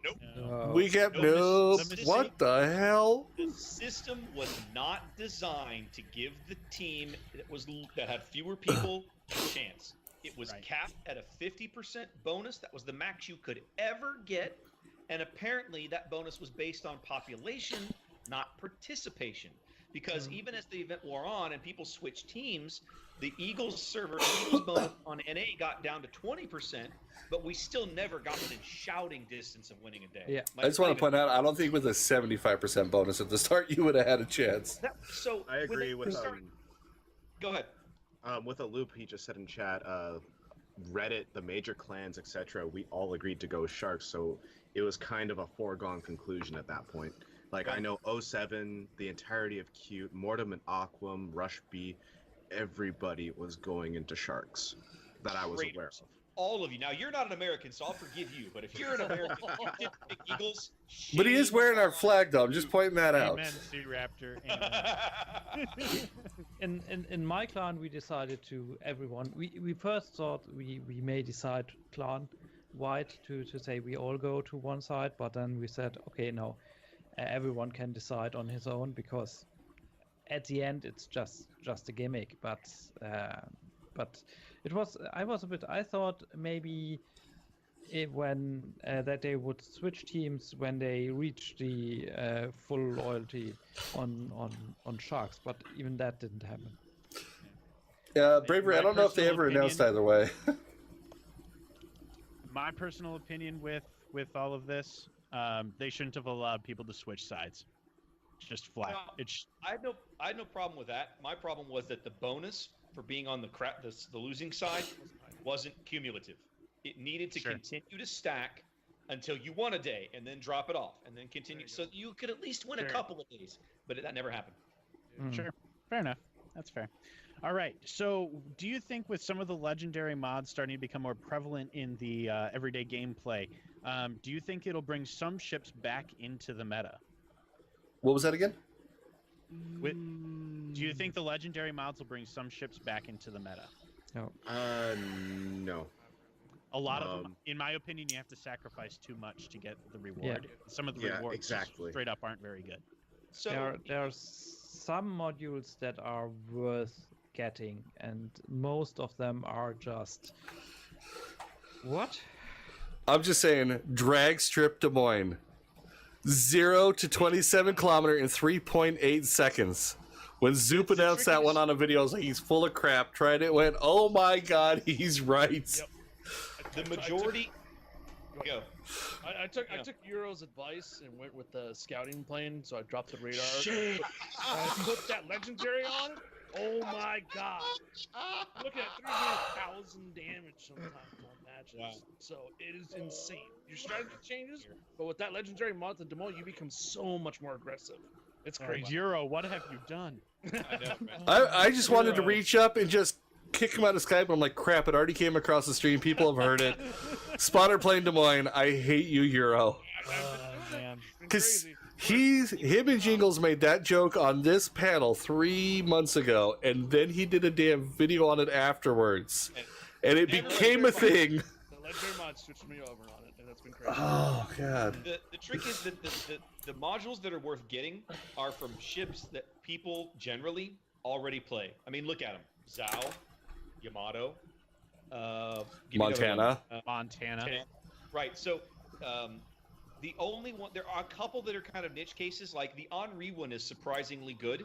Which one's the So I Henri's? feel like, Henri is you get Reload at the cost of concealment, I think. concealment. Your concealment goes up, but you get the same but you get a reload bonus. But then it goes in slot 5 rather than slot 6. So you can stack it with main battery modification 3, so you get double reload bonus. Wait a second. And now they have a reload consumable. Yes. Yes. Oh, So- God. So there are a few out there that are maybe niche cases that might bring some ships back out of, the shadows, let's say. But by and large, the ones that are really worth getting are on ships that people are already playing pretty heavily. Yeah, absolutely. All right, so that's going to do it for the questions as far as the Q&A. There were a few other ones, but they were more like gameplay suggestions that I think all of us, well, not me, but the CCs here can maybe put towards the developers, and I'll make sure that I share them with the other folks here at the end. So we're going to move into the selfish sellout time, where all of us get to say what we're doing on as far as our content goes, what things we have coming up, and Krigor, are you ready with the shoutouts? If you check, I made a new command for our mods to be able to type in to get everybody's channels in there with Senpai in there. I didn't mess up like I did on the other one. All right. Well, I did, but I fixed it. Let's start with our guests. We're going to start with Senpai. Senpai, what are you up to? Well, right now, I'm currently streaming ranked. As some people may know, I'm doing pure Stalingrad to rank 1. It's a very, very interesting road to take. I've also been doing some it's of like Russian jock itch. Sorry. You. But I've been also doing some test boats. I'd like to, after ranked, I'd like to move into more of kind of getting back into my educational streams, teaching people how to play certain boats, as well as giving people pointers on what they're doing to improve their gameplay, things like that. That's what I'm kind of trying to do. Oh, please. Are you doing any more casting coming up? If SeaRaptor will let me come on to King of the Seas if I'm not playing, then we'll see that. This. Do you want to do it? Yes. Get on. Let's go. We're done. All right, let's do it. We're done. All right, and Senpai, right. what's your username so people hear it at least? My username is ViirtualSenpai with 2 I's in virtual. So Krieger's linked it already with his panel command. So mine is at the very, very bottom. So easy to click on. You don't have to sift through everything. So yeah, Advantages are nice, eh? Saving the best for last, baby. That's right. All right, SeaRaptor, what do you have going on? All right, so September's a busy month. I do a stream once a week on Tuesday evenings from 8 to 10. I just do whatever. I'll probably be doing some ranked. I've been doing a mix of Zao and Minotaur and whatever strikes my fancy in ranked. So I'll do that every Tuesday night. So that's my regular stream. One Friday a month, I do what I call Fletcher Fridays. Fletcher is probably my favorite ship in the game. If I could only keep one ship in the game, it would be a Fletcher. So what I do is I get on and I get people to come join me off the stream or whatever, and we div up and I play nothing but Fletcher for a few hours on Friday night with copious quantities of booze, and we have a good time. So that's one Friday a month. Those are on my schedule. We have a couple of things coming up in September still. This coming Saturday is War Games 3. Here on Twitch, we'll be doing another King of the Sea prep event. We only have one team signed up right now, so we're working on it. But that's 9v9, right? 1 CV, 2 battleships? You got it. Yes, sir. King Get of the your Sea teams format, together, tier 10. guys. Yep, tier 10. Should be a portal article coming out on the website tomorrow on the World Webships website. Say that 3 times fast. Tomorrow morning, and then historically we get a lot of late signups, so I'm cautiously optimistic we'll get our regular 8 to 12 teams, and we'll run the event on Saturday.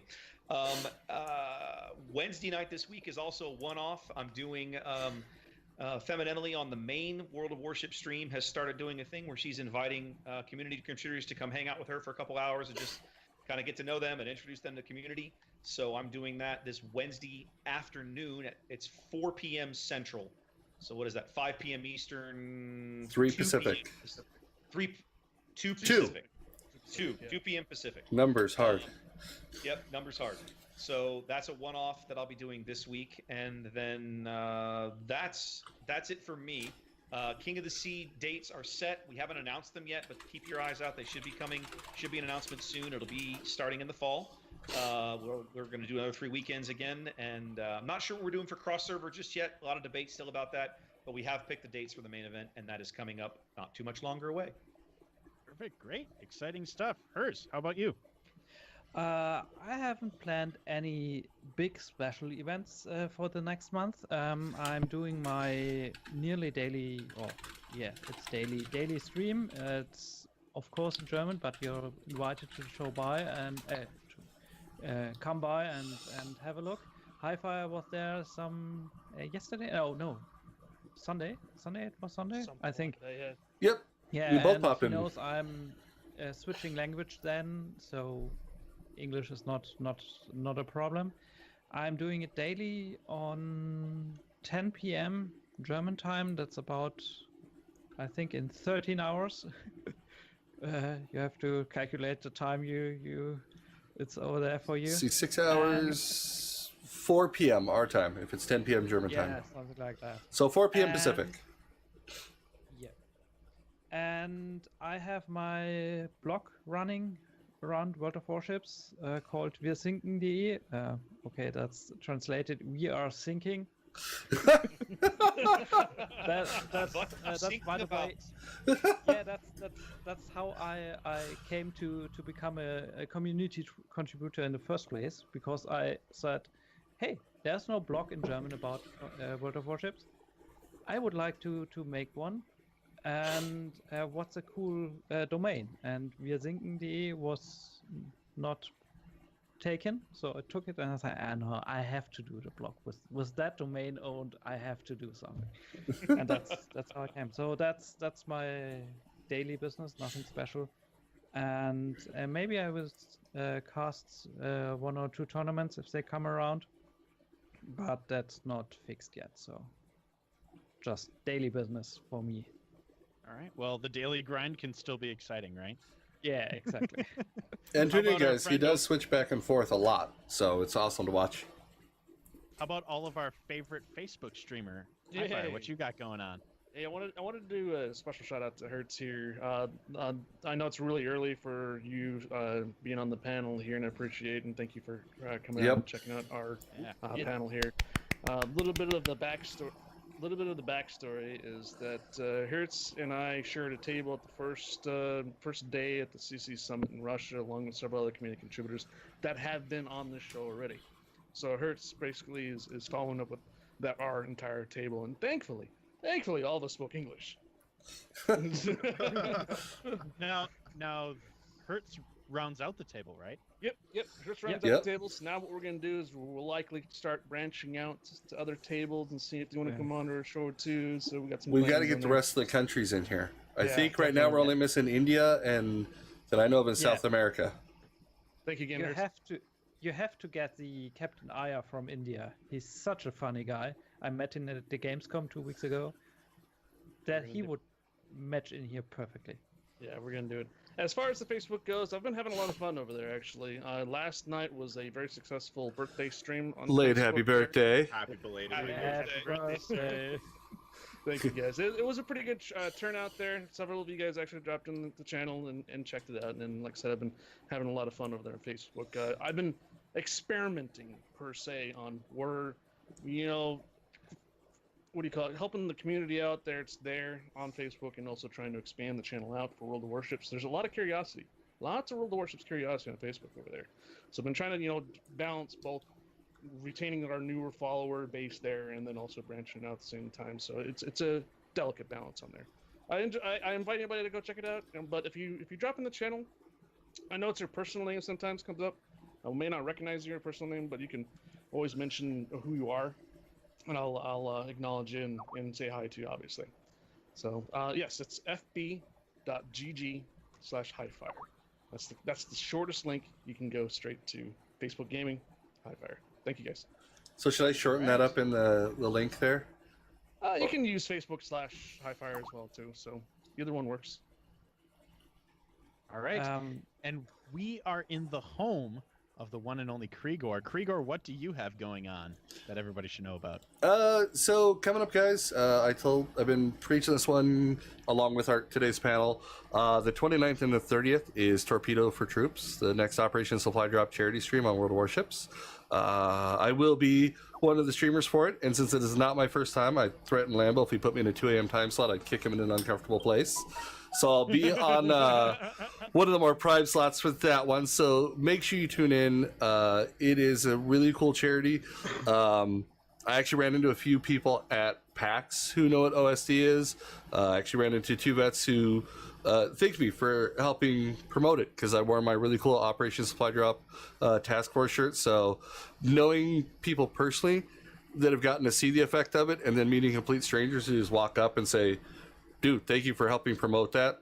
I was a vet. I got to see it. I got to talk to one guy. Their unit got Xbox One. When he was over in Afghanistan, he said they just had a ton of fun. It was a great unwind thing.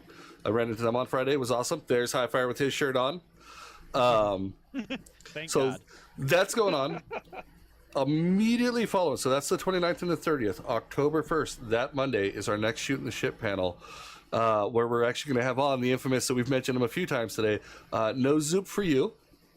We're dragging on Lambo, one of the main producers for Operation Supply Drop charity streams, and Idio Machine, their executive producer, is going to be joining us.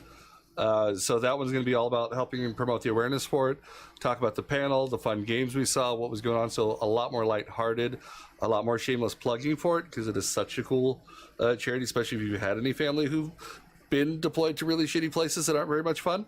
They try and bring a little bit of smile back to their face over there. And then we've got a couple other future shooting the ships in planning. Hotel and I were chatting on one earlier. We think it's going to be a ton of fun, especially if we get our 2 guests. So keep an eye out for those as we announce them later. But that's it. Just a normal Sunday through Thursday, boat grind and bean eating. Unfortunately, guys, no beans tonight. Because if I start to yak, I'll probably reopen the scars that I've been trying to get to close back up over the weekend because of this cough. Sorry to everybody else on the panel. I can't always mute myself for you guys while I can to the stream, so you've had to hear me hacking your ears a few times. Pax Box, yeah! It's what's for dinner. You may have to fill in Hertz on what you're doing there with the Bean Boozle stuff, the Oh, weird flavored beans and stuff that he does. He does that for bits and followers and subscribers. If you've seen Harry Potter, it's the Bernie beans from the movie. The ones that, hey, this is a great peach flavored jelly bean. Then you eat it and you're like, nope, that was vomit. Or on my channel, they listed as hashtag still not peach. Because, Jesus. Because, maybe 1 out of 8 I'll get a good one. And then for the bigger donations, so $10 or more, a sub, tip, or bit, we bust out the special box, which has skunk spray and, centipede, which can also be strawberry jam. There's Mr. Edge with the 14 months in a row. Edge, will have to get your beans on a day my throat is not feeling like I gargled glass. Suddenly has a very man versus food vibe to it. It does. It is. Although it almost has, was it Anthony Bourdain's Places Unknown, the food one he did? Because the centipede could also be strawberry jam. So it actually has crunchiness in it like seeds. So when you get that centipede flavor and it's crunching, just immediate mental image of you're eating a bug, and that full gag reflex kicks in at Mach 10, and you're trying not to puke on camera. If you want, I can send some your way.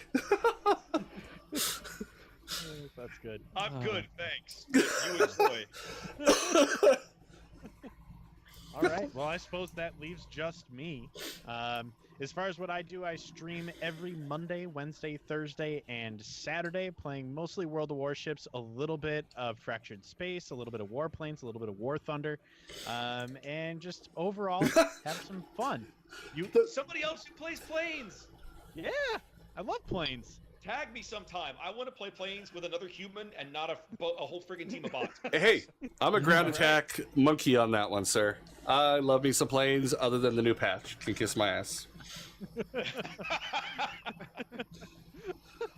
But I don't play anyway, a lot of planes, but it's a nice break. Go ahead. Anyway, all of my streams start at 8 o'clock North American Central Time. That's PM. And right now, I'm doing a giveaway at 500 followers. We're at 400. Let me get an actual. You're getting close. I am getting close. I'm at 484. And he's the third one on the list. People push him over the top. Close. At 500 followers, we're doing a twofold giveaway. First is for followers. The second one is for subscribers. They're the same beyond that. So I will be giving away a premium vehicle of the winner's choice from the premium shop of the respective games of World of Warplanes, World of Warships, World of Tanks, War Thunder, or I'll get you the all-vehicle pass from Fractured Space, or a copy of we already have that. copy of Heliborn from the Steam store. Again, you get to pick one thing from those stores, and you do not have to be present in order to win. However, once we hit that, make sure you pay attention to your Twitch PMs, because that's how I'm telling you won. So, yeah. That's at 500 followers. SeaRaptor's clicking that follow right now. Hang on. So, yeah, it does have to be in the store. I'm not purchasing the balloons. So, anyway, that's my spiel. So, excellent. Awesome. Well, hey guys, again, big shout out. Thank you, all three of our special guests, for joining us. We've been wanting to get SeaRaptor on for a while. Senpai's been bugging me, when do I get my turn? I'm like, you gotta wait till we're competitive, man. You gotta get the competitive in there. We've had to shift it a couple times because of other people's schedules. And we've been working our way through the table, alternating between local NA folks and the EU folks, so we're not keeping everybody up at 4 and 5 in the morning, or was it 3 in the morning? 4. Yeah, well, 4 for you. I think we had 2 or 3 in the morning.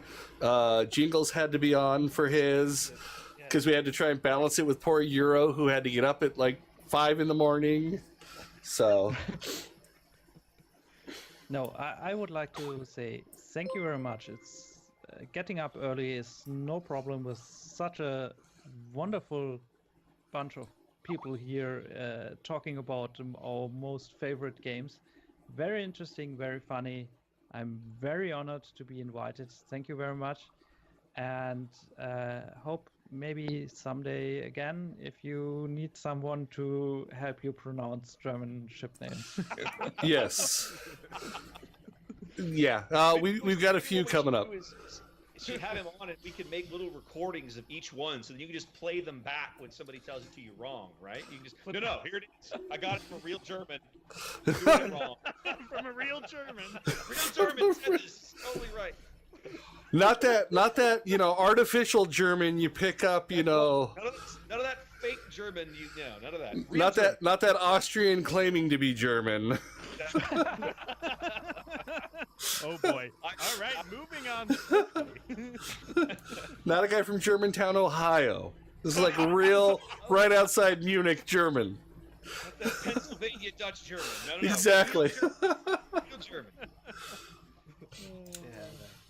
I just want to say thanks as well. Thanks for inviting me. This has been a lot of fun. I never figured when I started just casting competitive warships that I'd get the chance to do stuff like this, because this was not remotely on my radar. It was more about, the competitive teams were playing and doing a good job, and I wanted to show people what they were doing and try to explain to them what was happening and why.